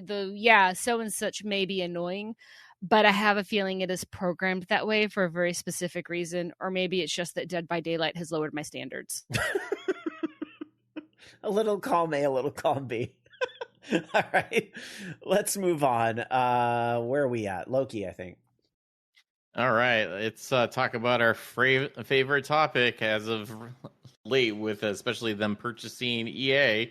The IOC in Saudi Arabia, they're calling it quits on their Olympic eSports partnership, which I think if that was what they did last, this is not the eSports that were officially in, I think, the Olympics. What was it, like all the mobile games and stuff like that? But like they were talking about doing like some actual eSports, Rocket League, Street Fighter, League of Legends, that type of stuff. But apparently, they have not been able to come to agreement, and they have mutually agreed to part ways. So, so now they're going to pursue their own esports ambitions in separate paths. Yeah, the Olympic esport games were dumb. Like, I get it, like the chess stuff, that makes sense, but like archery on a mobile phone, really, kind of dumb. But yeah, some of the games mentioned there, but I mean, it also makes sense as to why Saudi Arabia is trying to buy up so much of video games, because if they are turning it into a global sport and all of this, could be bigger than the Olympics. Yeah, think of all the money that something like MLB or NBA, or those big sports leagues rake in. That's something that the Saudi government wants to invest in, which is kind of honestly, that's already kind of been a known thing. So yeah, they originally were going to be in a 12-year partnership. They agreed on a 12-year partnership back last year, actually, and now they're just like, nope, not going to do it. But it sounds like Saudi Arabia now just wants to maybe make their own damn thing. Like, we don't need the Olympics. We'll create we'll pay oodles and oodles of money to get some of the big names to come to Saudi Arabia and play their big games, and create our own pretend the war crimes and how they kill people is not happening. Yes. that is what the ultimate hope is. Yes, that we will all just forget that all of that is going on. Yes. Anyway, let's move on and talk about something else I'd like to forget is going on, and that is that there's layoffs going on everywhere. And Amazon, as some of you have talked about in chat earlier tonight, Amazon is one of those companies that did get hit with job cuts, and a lot of their job cuts this week ended up affecting New World, which I don't mean to sound bitchy, because it is really sad. I do not enjoy hearing stories of job loss, but at the same time, I'm also surprised that New World was still going, because I sort of thought that game was already sort of cooked some time ago. It seemed like it made a big splash when it launched, and then it kind of disappeared. And unfortunately, Amazon has not had a great track record in the gaming realm, which is wild when they own this site. And here I am on my soapbox again. How does Amazon not get this right to have this to leverage what they have here on Twitch television into generating more hype for their games? I don't understand the disconnect, but here we are. And it's not just New World, because New World, at least it felt like it had a somewhat successful launch. It just kind of sank after that. It didn't hold people. It was that whole, remember I said the hot shit for 6 months and then you're gone? Very that with New World, except it was more like 2-3 months. But there are some people, and that were loyal to that game, that was keeping it going. And finally, we hear that New World Eternum is going to be winding down support. This after the launch of the game in 2021, and finally coming out on PS5 and Xbox Series just over a year ago. Amazon wrote in a blog post at newworld.com, after 4 years of steady content updates and a major new console release, we've reached a point where it is no longer sustainable to continue supporting the game with new content updates. The recently launched Season 10 and Nighthaven update will serve as the final content release for New World on PC and consoles. It is only after much consideration that we have reached this decision. You can still buy New World, and they are saying that PlayStation Plus subscribers for Extra and Premium can still get that until further notice, and Nighthaven is apparently free for everybody right now, and the company has committed to running the servers through 2026, but they said they will provide a minimum of 6 months notice before making any changes that impact your ability to play New World Eternum. I can't wait for New World to come out at some point. Well, it may not, because apparently Amazon, Bloomberg did a whole thing on it, and that usually means somebody internal sent something to Jason. And Amazon told staff in a memo that as part of widespread layoffs, it's going to dial back big budget games, especially MMOs. So Throne and Liberty, Lost Ark, these are MMOs that Amazon has published, even though somebody else developed them. Those will continue. Amazon not commenting on the Lord of the Rings MMO that apparently they've been making for a while. I feel like Lord of the Rings, not Lord of the Rings, Amazon, even worse than Niantic, a company I've been following for a long time, has had so many games that just don't fucking make it, right? Like Niantic had Catan. I guess they actually launched the NBA game, the Marvel game, all these games that like sounded really cool and then it didn't happen. Amazon has had a similar track record, unfortunately. So and then Crucible was the thing that happened. That was Amazon. Remember Crucible? Because Crucible was around for like 2 days and then it was gone. It was a very Conquer kind of story. Yeah. Anyway, New World, just so you know, there are 914,000 people still playing it on Steam over the weekend. So it's interesting, but it just sounds like maybe Amazon sort of bit off more than they can chew with the gaming thing. Or again, I feel like Amazon may not know how to run itself as such a mega company. coming back to the Microsoft thing, there needs to be some type of meeting of the minds. What is our company and what do we do? But that's a lot to ask, apparently. These mega companies just keep growing and growing and growing with no aim in mind.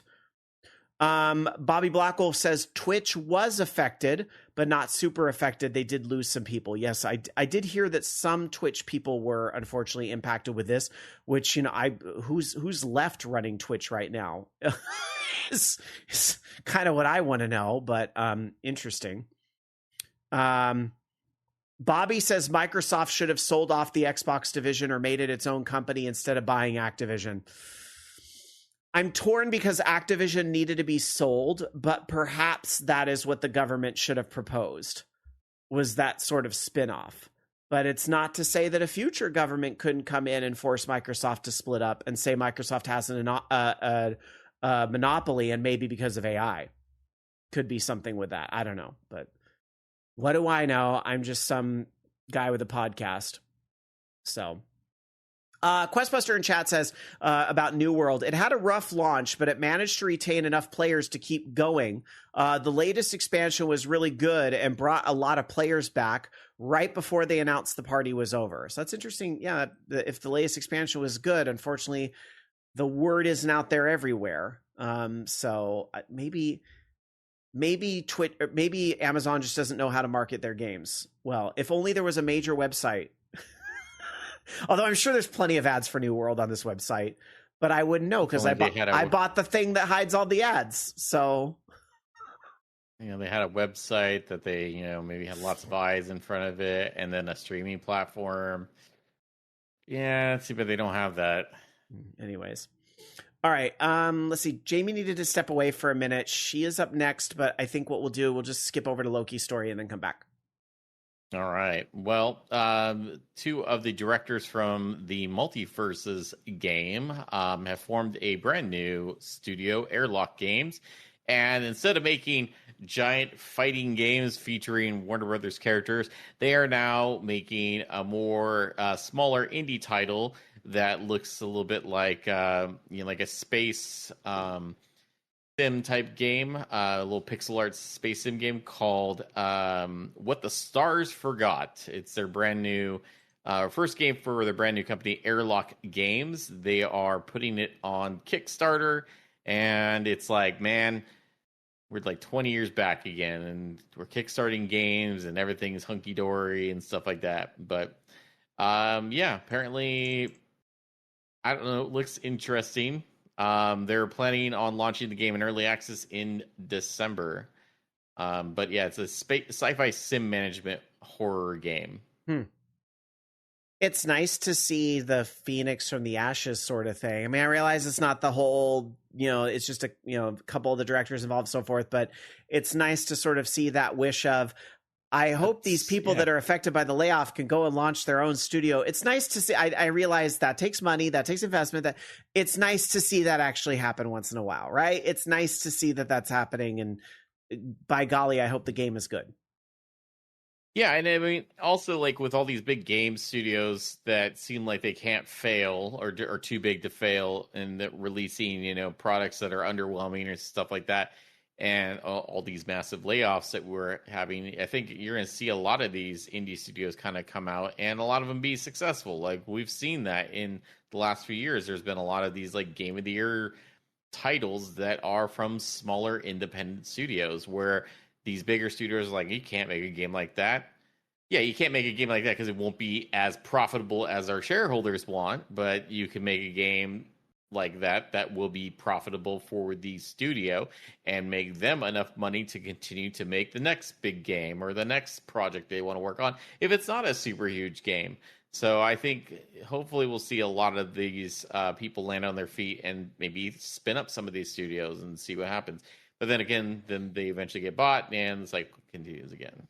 On that note, on a similar note, it is wild to me that Claire Obscure did not come out 3 years ago. Like the Game Awards are next month, right? We're about a month away from the Game Awards, which is a whole other thing, right? To which I expect Claire Obscure is going to win a lot of stuff. Although I guess some people are saying there's some other. What's the other big one that just came out? Claire recently? Obscure though is gorgeous. It is, and I think there's so much. I think that's the it one makes to beat. Me want a baguette.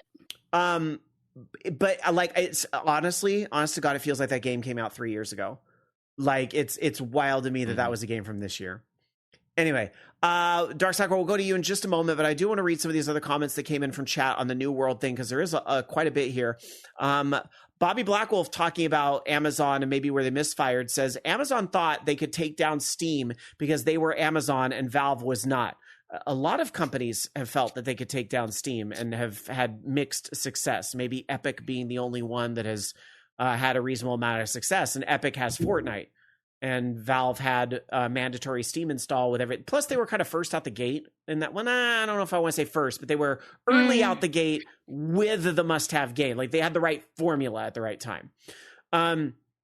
Bobby says they were surprised that they couldn't just snap their fingers, make a game store, and have everyone use it instead of Steam. Well, that's the same EA with Origin, Ubisoft with their launcher, Stadia.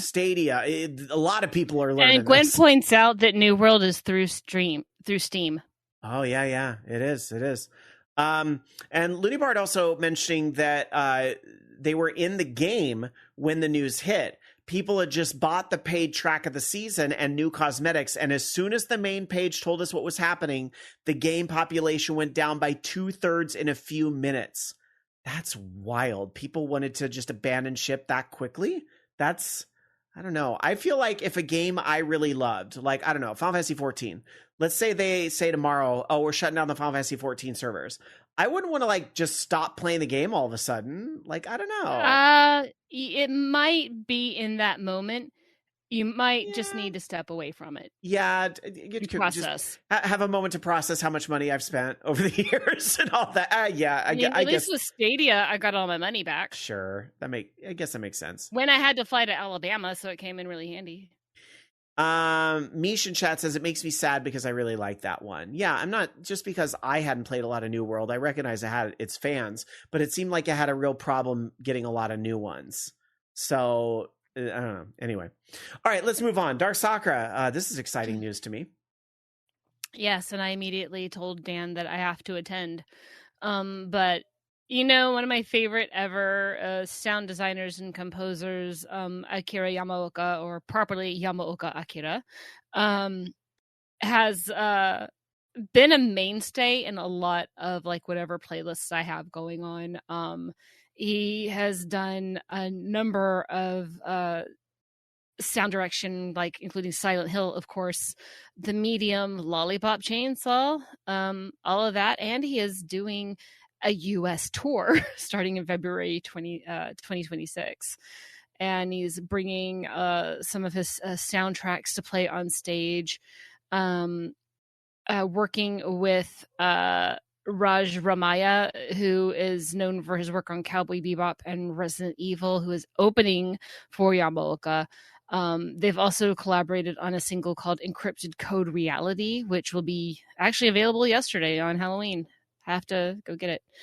But the tour dates are starting in Los Angeles on the 19th. So I probably would be trying to go to that one, but I bet it's going to be crazy expensive. Then show dates in Phoenix, Arizona, San Diego, Orlando, Florida, New York, Dallas, Austin. And the tickets go on sale on Friday, November 24th. I need to go. Someone needs to make this happen for me. This news is actually really upsetting to me because his tour is the same week. It's all like the dates are like, it's only like 10 days. And it's when I'm on the Star Trek cruise. I fly out on the 19th and I get back on the 27th. Yeah, it's just bad luck on my part. I mean, if I really wanted to go, I would pick one or the other. But I'm not going to say, actually, technically, that Orlando date is the day after we get back and the cruise is out of Orlando. So you bet your ass the thought has crossed my mind. Could I extend my stay for a day so I can go to that concert? But there comes a point where I start to go, I think we're crossing the line into that's irresponsible at this point. Like I have to get back to my real life and everything after all that. But don't cry for me. I'm going on an adventure that I love to do every year. So it is what it is. I was bummed when I saw the dates. I'm like, really? Of all the weeks in the year, he had to pick that one. Well, I hope it does really well. Yeah. So as Joe, he just knew that you weren't going to be able to go during it's those all times. about me. It's like this crazy American's going to go on a boat instead of listen to me. Well, he is on my Facebook, but if he's smart, he's not reading it either. So I think he's yeah, I don't look at anymore. As Joe and Hunter Matt says, maybe he'll add more dates if it sells well. And that's kind of where I'm at. I'm like, I still wish, as much as I'm salty, I wish this thing nothing but huge success, because if he makes lots of money for his family, he'll probably do it again, and maybe I can go the next time. That would be lovely. So I wish this nothing but success. And for those that can go, please take pictures of the merch and let me know what I can send you money for. All right. By the way, that concert last night, the Final Fantasy thing, the merch line, unreal. Half the venue was in line for merch. I shit you not. They were selling, I think, a bunch of vinyls that I saw a ton of people. I don't know if maybe it was the first time some of them were on sale, but I swear I saw a ton of people walking out of that merch line with vinyls. Oh, speaking of which, did I tell you what arrived a month ago? Mm-mm. My N7 4-disc 4 record collection for Mass Effect. Oh, that's fun. The box set. I never got into the vinyl thing, but I kind of feel like I want to. I want to get like a an old bunch, school. and I haven't hooked up my record player yet. So I want to get one of those like my parents used to have, the shelf that had the record player built into it. I'd love to get one of those, like old school, like a console. Yeah, like from the 70s type of thing. I'd love that. Thrift stores. Maybe. I honestly would like one that uses glass transistors. That'd be fun. All right. That'd be expensive. We got another story here before we get to the classic game, and it has to do with another let's shit on Xbox story. And I'm not intending to do this, but it's just, again, there's a lot of type of news that's out there. Exactly. This is what people are talking about this week. The new spiritual successor to Pixel Poops. It's X shit. One of the designers from the Doom series, Sandy Peterson, coming out on Twitter to talk about, I should call it X because Twitter is dead. Sandy Peterson came out on X and said that Ensemble Studios, where he worked in the 2000s, apparently Ensemble and the Halo MMO were scrapped by Don Matrick, who was the head of the Xbox at the time. And we all know he was a terrible boss for Microsoft. And he said in 2008, Ensemble Studios started planning a gigantic MMO set in the Halo universe. We codenamed it Titan. It was to take place tens of thousands a year. Why does everybody call their MMO Titan? I was going to say, Blizzard did the same fucking thing. MMOs Titan. Anyway, we codenamed it Titan. It was to take place tens of thousands of years ago, before the Halos were set off and destroyed all sentient life in the galaxy. Anyway, it goes on and said the lowest estimate we and Microsoft had for the game's total income was $1.1 billion. But apparently, Don Matrick came in and canceled it. It was all brought to naught when Don Matrick realized that his stock bonus was based on the income Microsoft had from games in 3 years. You see, we estimated 3.5 years to finish Titan if we did it right. And that's beyond Matrick's drop dead date. So by firing all of Ensemble, he didn't have to pay for our expensive studio for 3 years, and he didn't care about Titan. All he lost was a game studio who never sold less than 3 million copies of everything we made. I don't believe he did justice to Microsoft stockholders, but hey, Don started as an EA hatchet man, so what would you expect? Yikes. But if we were to bring out the wield of plausibility, do we believe that Don Matrick would make a dumbass decision like this? Yes, we do. So it's one of those things that just goes to, and maybe other people would look at it and go, well, he got the stock bonus, so was it a bad decision or was it a smart one? To which I say, shut the fuck up. Anyhow, let's go back to a simpler time with our next segment. Let's go back to an era well before stock bonuses. At least I think they were.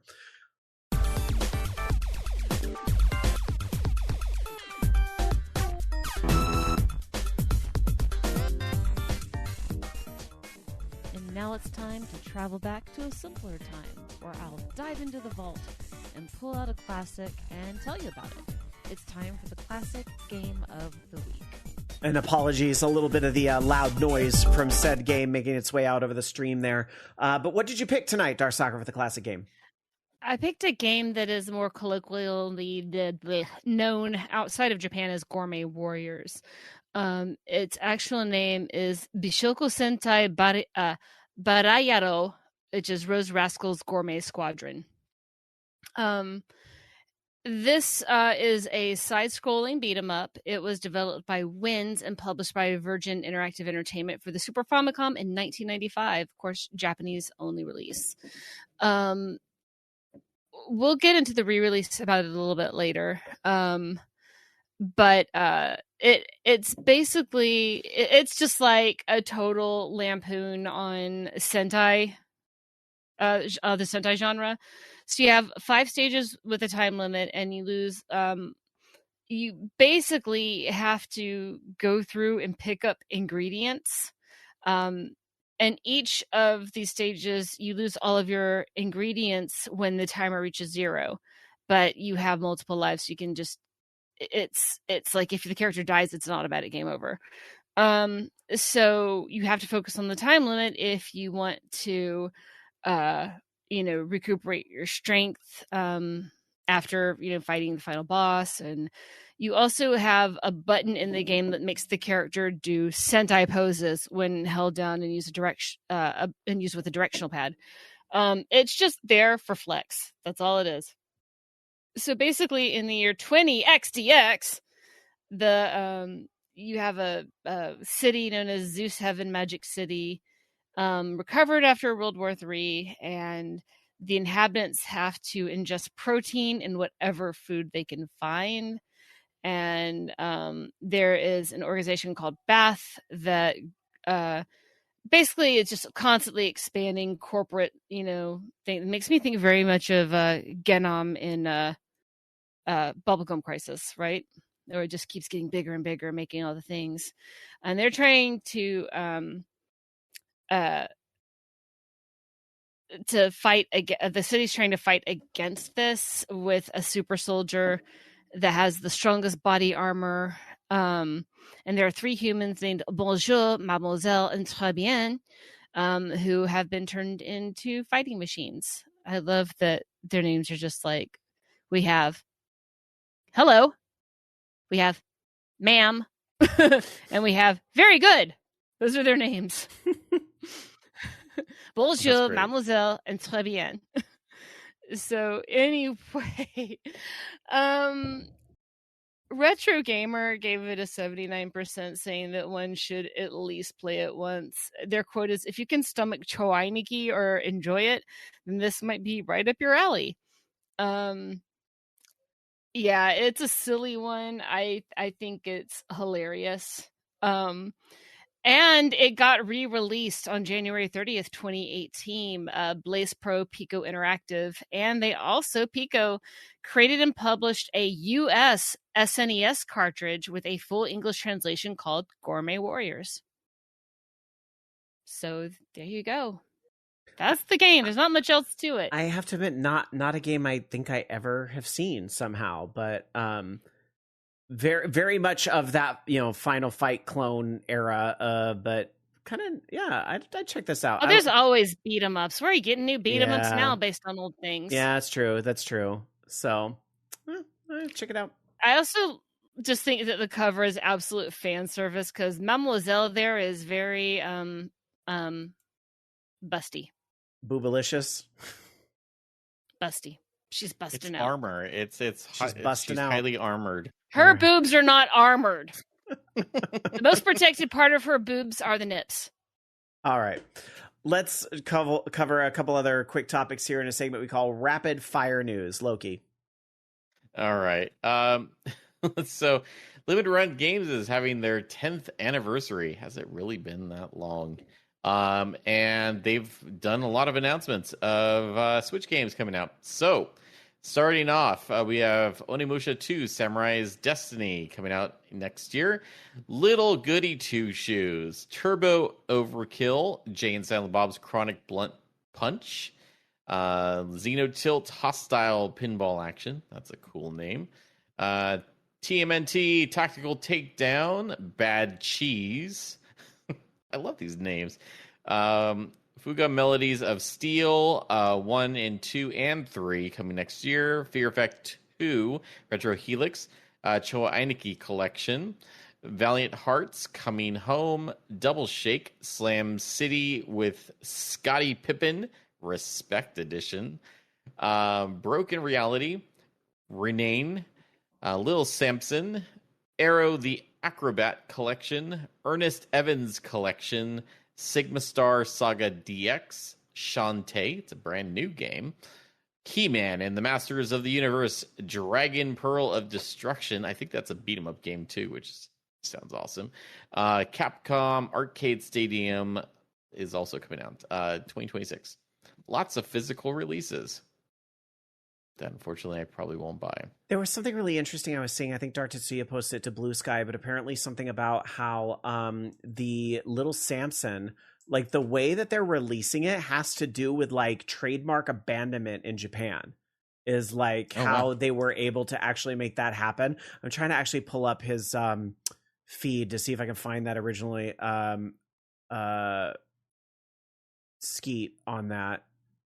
But of course, now I can't find it. I hate that term so much. Sorry about that. Oh, here it is. Note to the legals. LRG using Japan's arbitration system. Oh, this is a post from All City Slop Shop. Note to the legals. LRG's using Japan's arbitration system for orphaned games to reissue Little Samson. If you can demonstrate that you've made a genuine effort to contact or identify a potential rights owner to no avail, you can legally commercialize an old game by paying royalties to the Japanese government.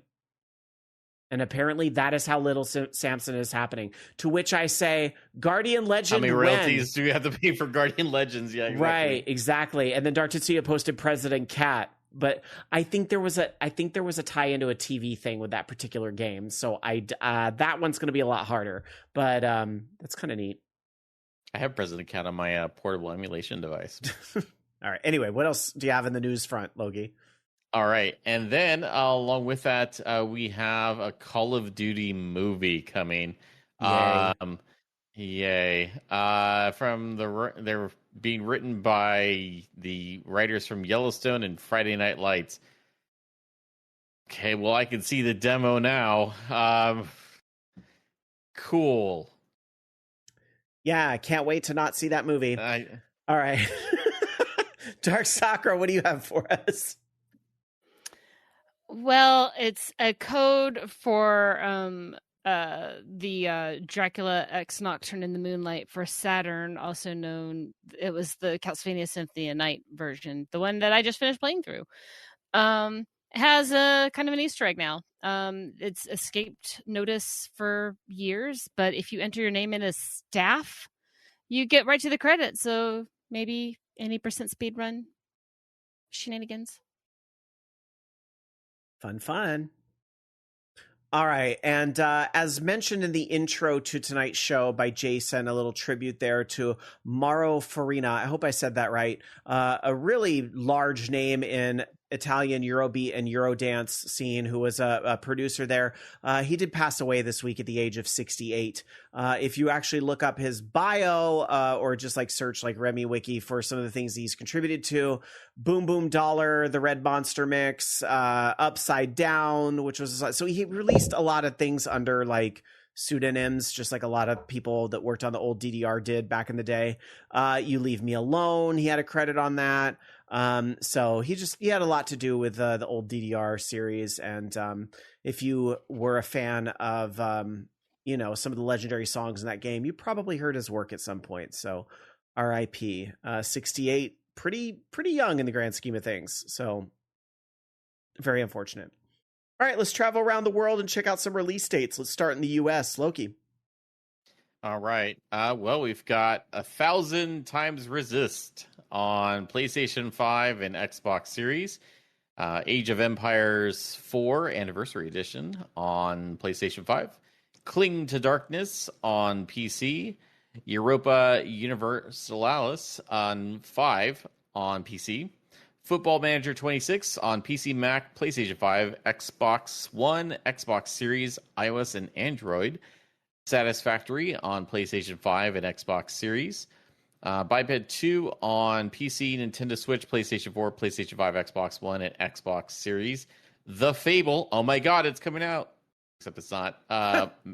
Manga Build Roguelike on PC and Nintendo Switch. Yeah, that's a different thing. Second Son on PC. Sonic Rumble on PC, iOS, and Android. Let's see. We've got Amanda the Adventurer 3 on PC. Chicken Police Into the Hive on Nintendo Switch. That's on the Switch. Yeah, point and click adventure game. It sounds fun. Dinkum on Nintendo Switch. Dinkum? I hardly know him. It's supposed to be like Animal Crossing, I think. Oh, okay. It's a survival game. That's on Switch. Let's see. Hello Kitty and Friends Freeze Tag Party. That's also Switch. Honeycomb The World Beyond on PC, PlayStation 5, and Xbox Series. Hyrule Warriors Age of Imprisonment on Switch 2. We have Of Ash and Steel on PC. Siberia Remastered on PC, PlayStation 5, and Xbox Series. And Unbeatable on PC, PlayStation 5, and Xbox Series. And finally, Anima Gate of Memories 1 and 2 What? Remaster. He said anima, not enema. Oh. Sorry to disappoint. On PC, PlayStation 5, and Xbox Series. That is it. Is that the subtitle for Power Wash Simulator 3? Anyway, moving on to Japan and the releases coming out there. So we have in Japan this week on the Nintendo Switch 2, probably the biggest thing, for Nintendo probably this month, Hyrule Warriors Age of Imprisonment. So the Hyrule Warriors games are pretty fun. So I don't know if I'm there's a lot that's come out this last month where I don't know if I want to drop 70 on another Hyrule Warriors game, but I'm super curious to see how it's received, because I might. It's not off the table either. Moving on, also Japan. So I had no idea.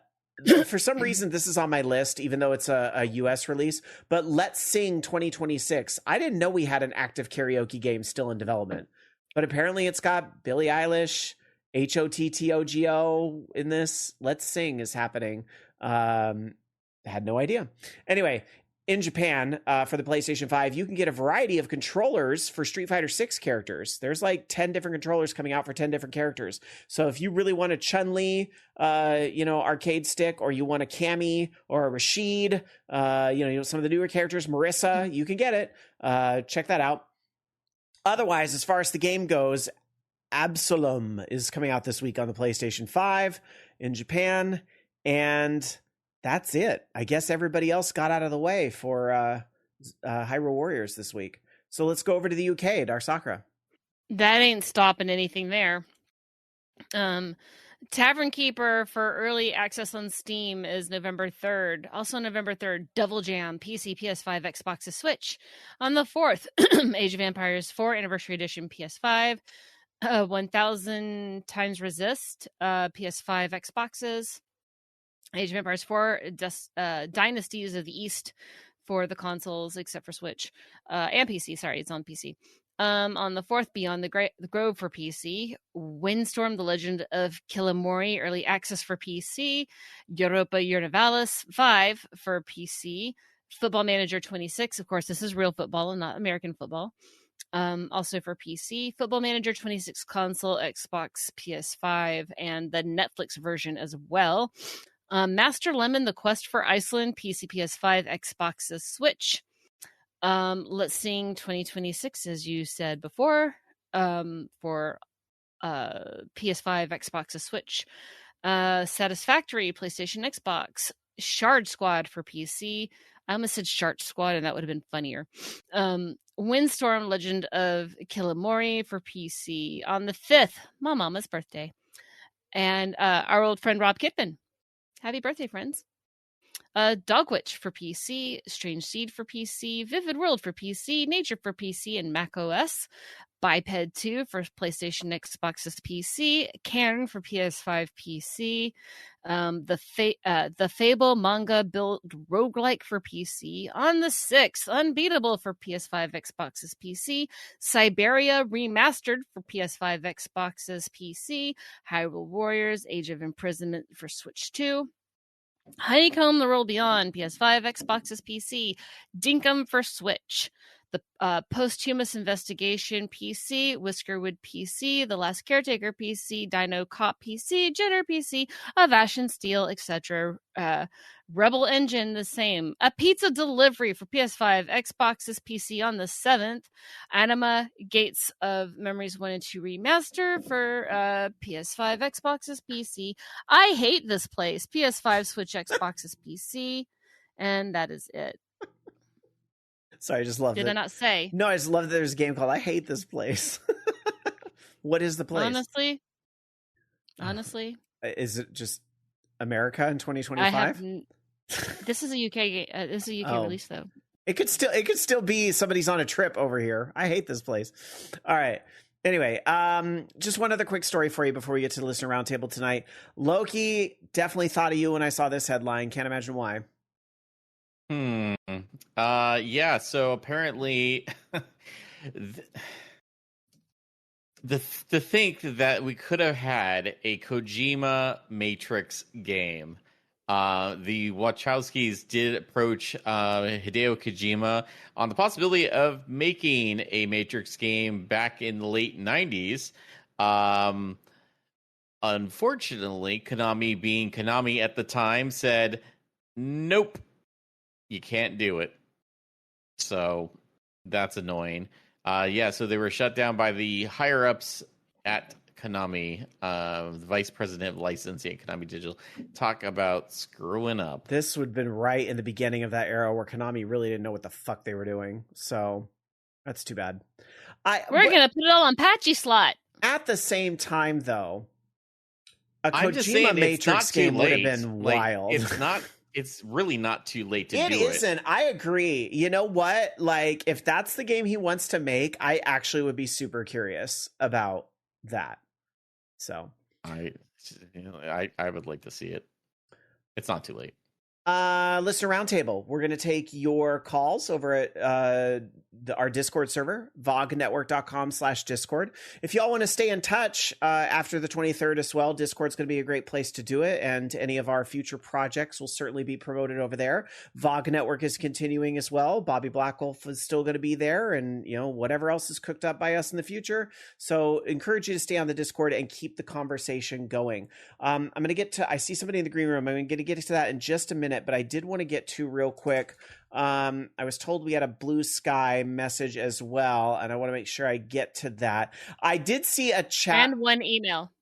Okay, we'll get to that too.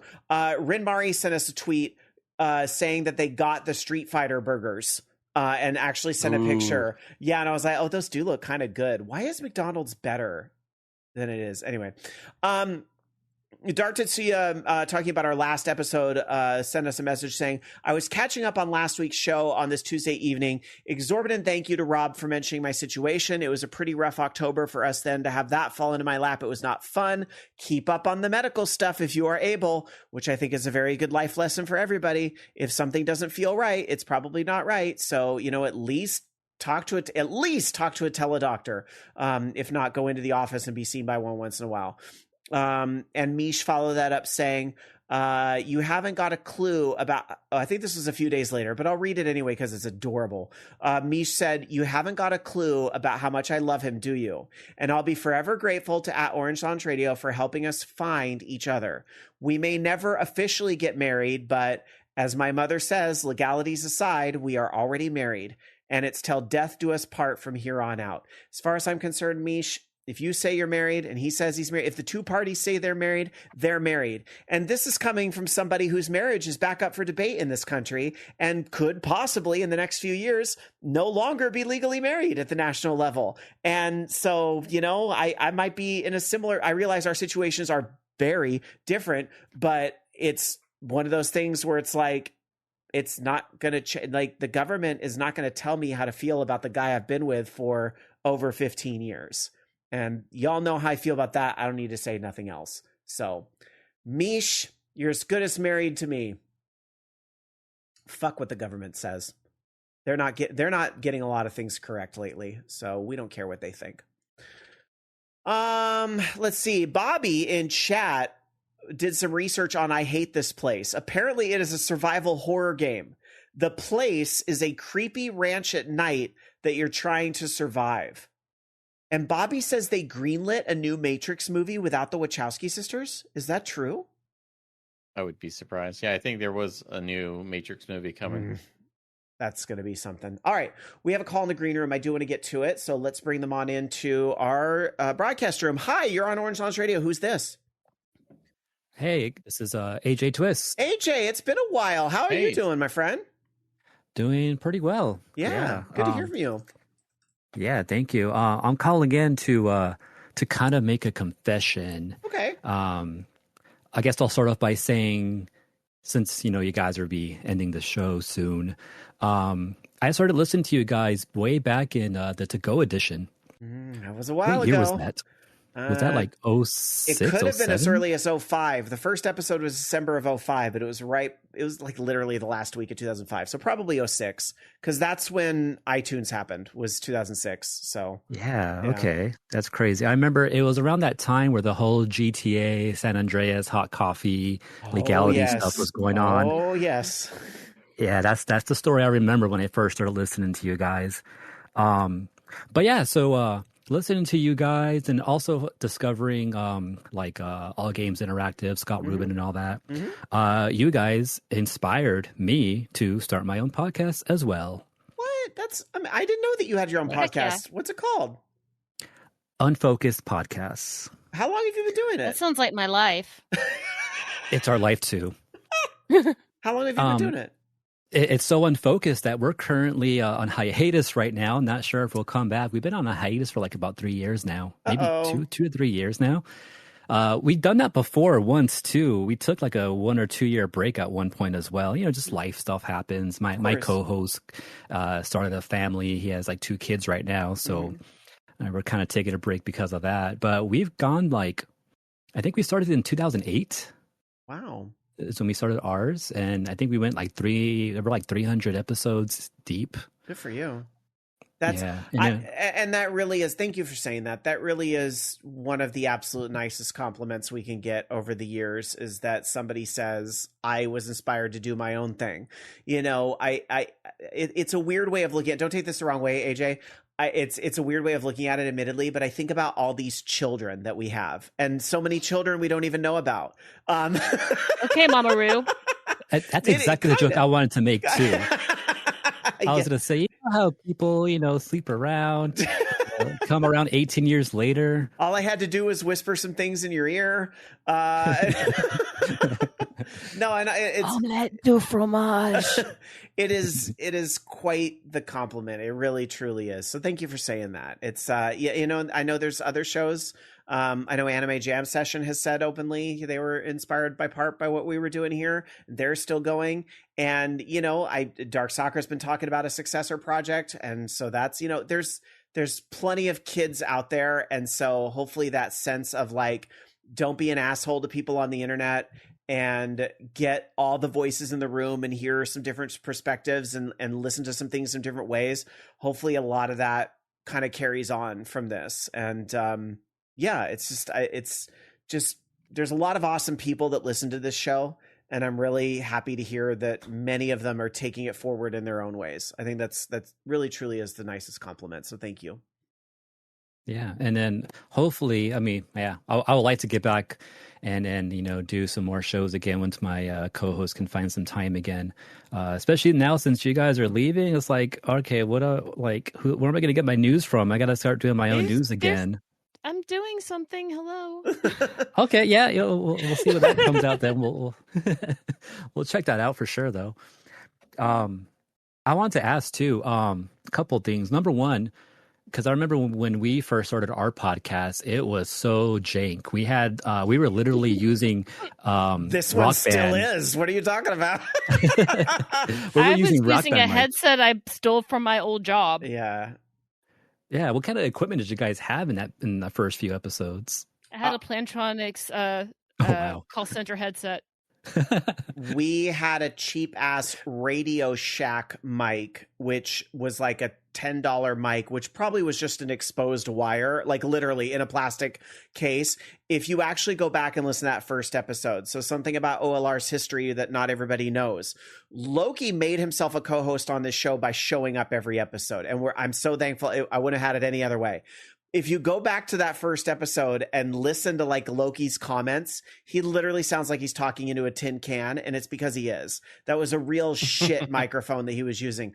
I want to say I was also using one of the headsets because I believe that's how we were running it. DarkSakura and I used headsets, and then all the guests that were in the room would use this little, like we had like a microphone that I would say you could walk up to, but literally it was sitting on the edge of the unused fireplace that people just walk over, pick it up, and say what they wanted to say into it. So if you go back and listen, I had a migraine. Yeah, if you go back and listen to that first episode, you definitely hear like jank supreme. But it was also a very different atmosphere because like people were playing 2DX and DDR in the other room. That was the kind of original vision of the show, was that like it was like a Bamati party every week, and we were doing a live broadcast during it.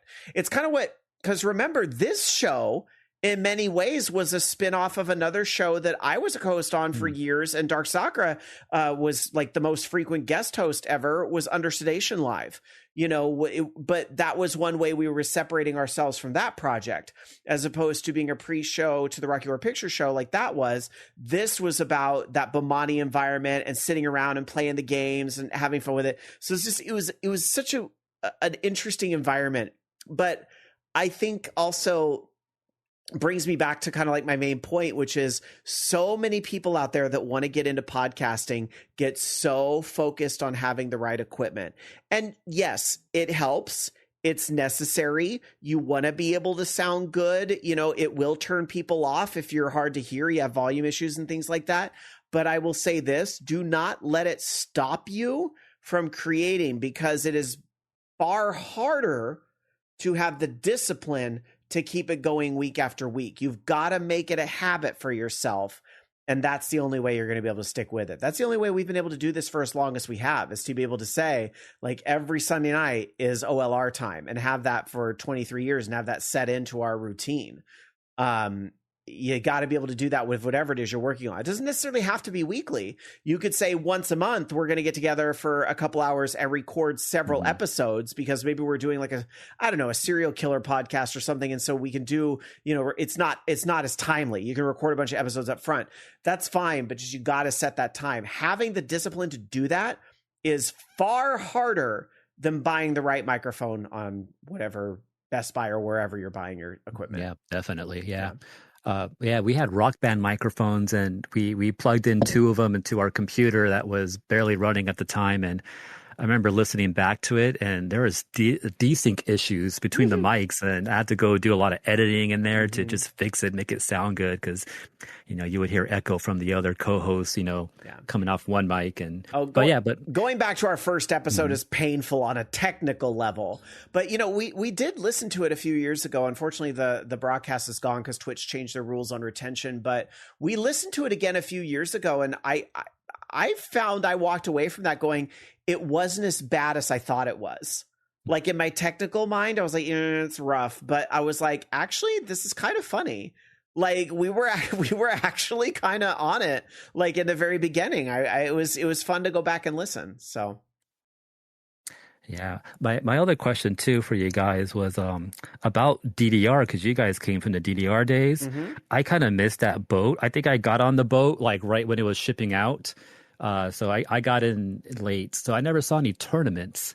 And I don't know if you guys remember what I've come through and talked about, but I go to like tournaments. I go to like fighting game tournaments, FGC, Evo, all that. So I've seen bracket style tournaments. What were DDR tournaments like? How was that run? Like, was there brackets? God. Was it just judges? I know there's freestyle, so you need judges for that. Yep. Like, what were those like?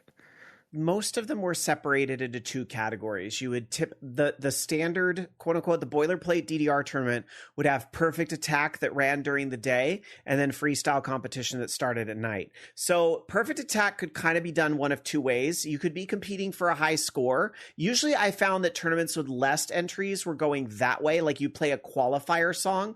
I would say maybe your average setup would be a qualifier song, or sometimes I've even seen ones where you could pick from one of three, and that qualifier song would place you into the bracket of 8 or the bracket of 16, depending on how many participants were doing this thing. And then you would go head to head on different songs that were pre-selected by people not participating, in envelopes or what have you, to compete head to head for a higher score. So the best I ever did in perfect attack was I got 4th place in some tournament, and it was one of those like I beat somebody big to get there, so it was like, oh, who did that? Yeah.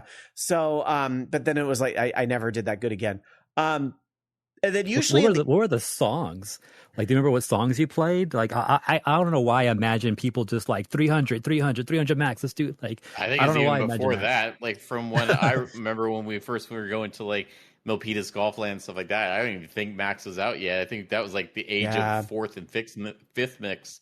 So it was, it was basically like, I don't know, Max Evolution. Paranoia. Or no, not Max. Yeah, Paranoia Evolution, Paranoia Max. It wasn't always the hardest songs, because sometimes the pop songs with the strange step charts were actually more challenging because you didn't. I think that's how I got 4th place. I don't remember. I think it was a pop song. And I just knew the song because I liked the song and I played it all the time. And I think the guy I went up against was waiting for the Paranoia, the difficult songs, the dropouts or whatever of the time. And I want to say it was something Pink Dinosaur. Actually, I think it was either Pink Dinosaur or it was It's a Miracle. It's a Miracle. When I started? It might have been that song. You know what I was playing when I started? Oh, Xanadu. Paranoia. Yeah. I started with the first mix at home. But anyway, then you would have the freestyle at night, and yes, it was judges. So you'd enter, and they'd call people up in a random order or whatever, and that whole thing. And I remember because there was a tournament Jamie and I did at Milpitas. I don't remember if Loki was there. Wasn't there the one where they brought out like home versions? Or was I the only one that went to that one? No, I think you were the only one to that one. I'm talking about the Orange Bat Night. That was the one. Orange Bat Night, yeah. You and I both fucked up perfect attack. We lost our first round. And so we were like, we're going to go to Walgreens. Yes, we're going to go to Walgreens or something. And we saw these big orange bats. And we decided last minute we were going to just do an impromptu routine to stomp to my beat and hit each other with orange bats. And so we entered freestyle. Freestyle, and we did it. So Jamie and I entered freestyle. Obviously, we were screen starers, which is a terrible thing to do. But I feel like we did decent. Like, considering that, like, we didn't know the note chart and we hadn't practiced beforehand, I feel like we got enough baps in on each other with the bat that it was kind of funny for a minute. And those plastic trumpets. For a minute, it was funny. I'm sure the crowd was annoyed because we weren't a rehearsed routine, but I don't care. And then an orange badge. Is that how Orange Lounge Radio? Talking about it.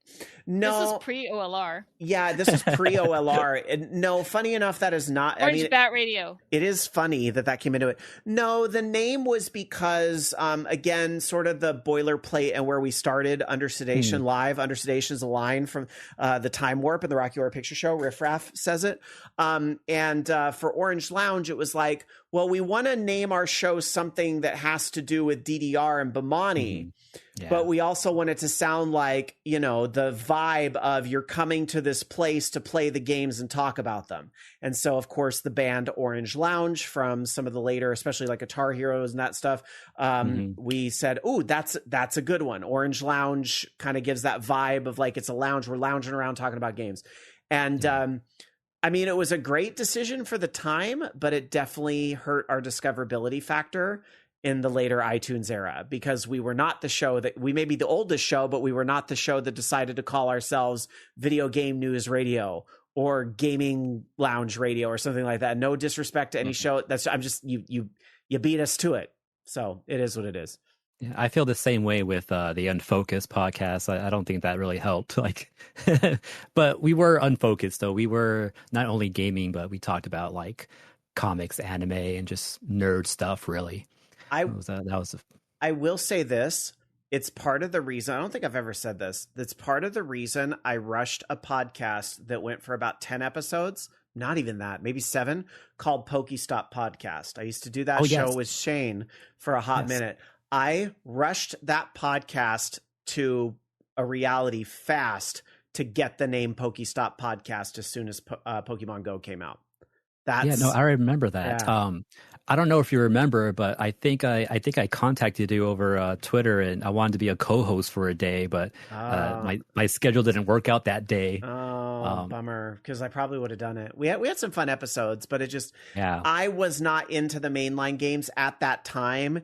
And the allure of Pokemon Go kind of wore off for Shane real fast, I think. So unfortunately it did but we had the name. So, but it is what it is. Yeah. I remember writing a whole like script of what I wanted to talk about too. I remember I probably have it in my notes on my phone somewhere actually. That's awesome. Well, we could still do that episode, if you ever. You have 2 minutes right now. I can look at All right. Well, maybe another time, because we got to wrap up tonight's show. But anything else on your mind tonight, AJ? No, that was about it. I just wanted to just admit that and just say thank you for all the shows you guys put on over the years, all the great, just the news. Like I just like, it's hard to find like good news shows that you just like would like to hear. Like, other news shows, they're just so plain. They just maybe don't give enough, I don't know, like connections to other stuff, like a fun way of just explaining news. Again, like you guys started off as just friends talking together, just, BSing and just having that vibe as well as the info at the same time, which is, I really vibed with that. I used to like just sneak you guys into work too. Speaking of Plantronics headsets, I wired my my headset that I used to work in my office job way back to my iPod just to listen to you guys too at night when there was no calls coming in. Oh my gosh. Yeah, so just thanks. I hear that, and I hear the PSP thing a lot. Like Loki building OLR PSP was like the best marketing thing second to iTunes was the best thing. Well, I'm thinking about it in my mind. Somewhere, iTunes, All Games, and that are all were all like the big moments that this show got more exposure. And the PSP thing, I hear an awful lot about when this show got discovered. So kudos to you, Loki. You're the marketing genius on that one. So I don't even know how I did it. I don't either in retrospect, but good job. Anyway, AJ, thank you so much for calling in. And if we don't get a chance to hear from you again before it's all over, I really want to appreciate your words here and, what you said. And thanks for being, I know we don't hear from you all the time, but I appreciate your perspective on what goes on at Evo and the fighting game community and all of that. Just really appreciate you being part of the fam. And, again, none of us are dying, and we hope to see you in our future projects. Sounds good. Thank you so much, guys. All right. Take care, Thank AJ. you. Have a great night. Have a good night. Mm-hmm. Bye. Thank you. All right. We have an email. All right. Yeah, let's do it. Email. Hey, OLR crew. It's Rin. As I write this email, I'm on a Shinkansen train from Nagoya to Tokyo. Hope you're doing well. I started listening in 2006 after seeing the OLR domain on a tapestry at Fanime. I distinctly remembered listening during the university orientation downtime, as at the time I just graduated high school. Now I'm 36 and I'm a working-ass adult, trademark. I did dip from the show for about 15 years only to come back because I wanted to engage with the community this show has made once again. While it did shock me to hear that you folks are retiring the show, I completely understand why, and I support your folks' decision. Anyway, while I'm here in Japan, I got to visit a bunch of retro arcades in Osaka and Kobe. The most surprising was finding an AXE on Senichimai near Dotonbori. It looked like your usual metal games and crane game arcades at first, but I was shocked when I went to the third floor and found an entire row of shmups in great condition and with auto fire buttons to save players from suffering repetitive stress injury. I'm disappointed I only discovered this right before I left for Nagoya. I've also been playing Sega's rhythm games Mai Chinidum Ongeki. They're miles better than Bemani in my honest opinion, and both in terms of gameplay style and ease of getting into them. My cabinets just started rolling out across the US round 1 branches, and I hope Chinidum follows suit soon. Also, the risk of being canceled by American gamers and branded as a traitor to gamers in the West. I played some metal games similar to Coin Pusher games in the West, particularly Marble Fever, known in the US as Marble Carnival, which is a marble pusher game. And yeah, they're about as deep as you can expect gambling games to be, but ball mazes and contraptions activate my autistic stims, and so does getting big-ass jackpots. Kind of the same, I'll admit. It should be noted that medal games technically aren't gambling, since the medals you win and use to play can be redeemed for cash or prizes, hence why they're called amusement games. Literally just for a dopamine rush, or gambling minus the actual stakes. While I can make do without playing them, I just like looking at them for their noticeably high quality artwork. Anyways, I'm going to enjoy Tokyo for the next week. I look forward to keeping in touch with you folks even after OLR has ended. Much love and take care. System Clarity. Reading Clarity, Marie Clarity. And thank you for the commitment to stay in touch when it ends. We always hang out at California Extreme every year. Yeah. I'm thankful you're having a great time in Japan. I'm thankful you came back after all these years too. And it's funny because, I think every podcaster who's been doing this a long time, I know Bobby, I think I'm stealing this line from Bobby, but says, I have a lot of former listeners.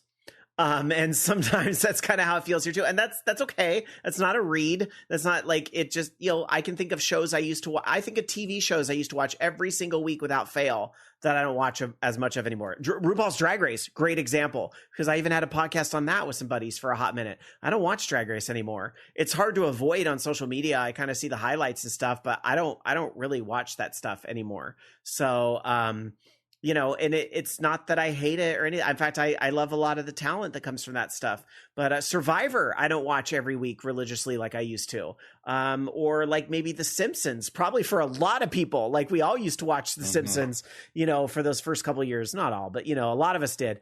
And now a lot less do. Or South Park would be another good example of that. That used to be like must-see TV in the college dorms. And then, I only see what I see on social media. So anyway, there's a lot of former listeners. So, and that's okay. I hope I noticed OG Happy Dude just came into chat going, wait, OLR's ending. So I'm sorry. The news is only just now reaching some people. I'm actually sitting here thinking I probably need to do something I don't want to do and log into Twitter just to get the message out to people that maybe have left some time ago and haven't followed us over to Blue Sky or whatever.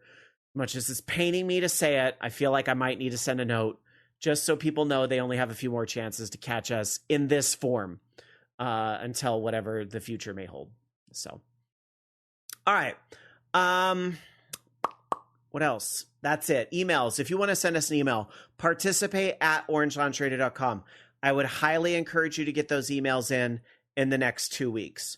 Because on the last episode, I don't think we're going to really have the time to read 17 emails. Not that I think we would get that many. I would like to make sure that everybody who wants to call in on the last episode has a chance. We may have to put in the 2-minute timer, but I would like everybody, I was kind of stewing on it. I was like, do we want to open the phone lines? Do we not? This really is a community show that you all have made last for this long. Sure, we're the ones behind the microphones that are kind of actively moving this forward, but we wouldn't be here if it wasn't for you all. So in my mind, it wouldn't be right if we didn't have plenty of opportunity for all of you that want to get on the microphone and say goodbye for now. So long for now. Say goodbye, baby, tell me why. Beep, beep. Oh, maybe that'll be the thing. If there's too many people, then we're going to require that you sing your favorite DDR song to get on. I'm just kidding. But anyway, So yeah, that's where where we're kind of leaning right now. So Jamie says she'll read 17 emails if you send them, but I would really encourage you to get those. I didn't say that. Well, yes, you did. You said try me. You said watch me. I said try me. I didn't say I would get through all of them.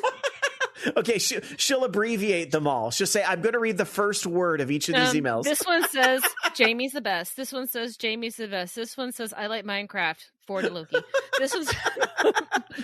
This one says, grow your YouTube. Oh, spam. Anyway. This one says, hey, I checked out OLR. No, you didn't, you fucking liar. He's trying to sell us something. I hate those. I know. If you checked out this show, you're probably... Yes, and dear. Now's not We're a good time. contacting you, dear. What? I'm your dear. OG Happy Dude says nothing is preventing a 24-hour call-in episode or party. Work is. I think we all are accepting that night will probably go late, and that's fine. But it's already taken the week off afterwards, so it's all good. Didn't you say you took the next day off, Jamie? That Monday? I don't remember if you said or not. I mean, I'm not. I probably won't. But again, I'm fortunate in that my boss listens to this program. So if I'm on my Zoom calls wearing sunglasses on Monday, I feel like I'll get a little bit of understanding. So, but Rob, 24 hours is a lot. But 6 maybe. Rob. What? Rob. What? We could just drink. SSJ 100 Matt says, I gotta ask, are we doing one last listless? Maybe best gaming moments of the last 23 and a half years. Fuck me. I don't remember the last 23 and a half years. Since you asked so nicely, maybe we will. Maybe we will bring one of the old games back for one last swing. So we can't do a cage match because we all know it's going to be Sandstorm. We can't do a cage match because of copyright streaming things on Twitch. So unfortunately, you're going to have to get that dream. I need to stomp out real quick. But a listless or a match game. We were doing OLR match game before Drag Race was on TV. I just want to put that out there. It's Holic. The ultimate cage match song forever is Holic. How about the FUs of the week? You don't want me to do an FU. All right. Because I'm going to admit I have a little bit of feeling I don't voice. And yeah. All right. So, last minute stories. Do we have any last minute stories tonight? I'm going to just completely go off on the entire industry, so you don't want me to say anything. Yes, I actually have a few things real quick I was going to mention. Here's a fun one. Did you know that GameStop has their own official game that they're actually selling at GameStop? How to suck? It's called Buck. It's called Buck. Did they label this box correctly? Yeah. You have to find all the unwrapped display boxes that you're gonna sell as new. No, it's Buck. Remember that stupid rabbit that they have? That's like their mascot, I guess. But they're selling it. It's now a Game Boy Color game that someone made for them, or they commissioned to have made for them, and they sell it at their store. So yay! It's kind of cool. There was a mod that was developed for Bully, the old Rockstar game called Bully Online. And it is exactly what it sounds like. It is a multiplayer mod for Bully that allows you to As if you need a mod to bully people online. Come on. Well, now you can. So you can do all sorts of roleplay stuff in the Bully game, which until it gets shut down by Rockstar, which inevitably will happen. Yes, they like to be litigious, and also they like to bust unions, because apparently that's the other thing that they're doing right now in the UK. They fired 30 employees across the offices at the UK and Canada that they say they're claiming people were terminated for gross misconduct. However, also those people happen to be part of the Independent Workers Union of Great Britain. And this is basically a way to bust some union. So fun. That's it. All righty. Well, with that, we're going to wrap it up, get some final thoughts. We were a little long tonight, but I expect these last episodes will be. Usually at the end, I talk about spread the word and all that stuff. But, ever since we made the announcement, I think I just want to say here, a reminder, our last episode is November 23rd. And we want to thank all of you for your being along with us on this journey. We got into it a little bit on that call tonight, but you guys have been what has made this show a success for as long as it has been. And thank you all for your support over the years. And we hope you'll join us for this last round. So, and as was pointed out on the call, whatever may be in the future for all of us. We all stream on Twitch or YouTube. So hopefully you'll follow us there. If you are local to me, I hope I'll see you at a live show, because that's where a lot of my kind of next efforts are sort of going for the time being. DarkSakura's talked about a successor project, which we'll get details on that before the last episode, right? Yeah. Okay. Cool. We're just hashing out a couple of things. That's all. Awesome. I saw someone working on something, so I know things are happening. Because I was also asked a lighting question, so I know that there's things occurring, and that's exciting to see. So I look forward to the children that will be birthed next. I just don't ask to pay child support. All right, children. This is like the drunk aunt. All right, final thoughts. Let's do them. DarkSakura, you're streaming tonight, right? Final thought. Yeah, tonight's Palia night because, I like to do something chill after the show. But man, I have some feelings about Deborah Delightful here. They're starting 2v8 again, and they're taking out Legion. For shame. How dare they take out my Legion? Growl. Hiss. So Palia happens tonight. All right. Have fun with Palia. Yeah. Bye, kids. Bye. See you next time. All right. We'll go over to Loki. Your final thought tonight, Loki. My final thought is I need to work more on content. Because I've been busy with everything else. You'll have some extra time in a few weeks.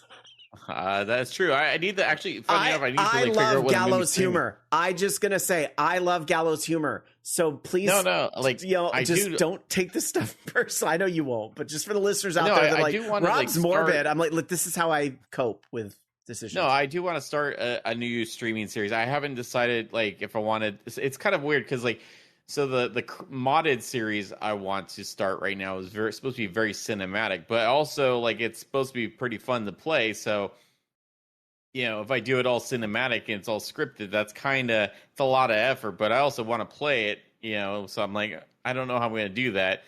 I don't know. I may just not do it fully scripted. The only reason I wanted to do it scripted and cinematic is because I thought that would get more views. But based off of what my channel's doing right now, I don't know what gets more views. Obviously, that is not working at all. Nothing to do. We'll figure it out. Keep at it, Loki. You do good stuff, and one of these days you'll be rewarded for that success. I know it. Someday. I choose to believe that is true in my heart. So, and then my final thought is, I see a news article about Civilization 7 scrolling along the bottom of the screen, and then I realize I still never played Civilization 7. I should probably get on that. But I need to finish Dragon Quest. I'm playing games a lot lately. It's that time of year. Exciting. Video games. Yay. Have a great week, everybody. We'll see you on our next episode 1068. Until then, good night. You've been listening to Orange Lounge Radio. Orange Lounge Radio is a production of OLR Studios. To join us for our live show, tune in to vognetwork.com Sunday nights at 6 p.m. Pacific, 9 p.m. Eastern.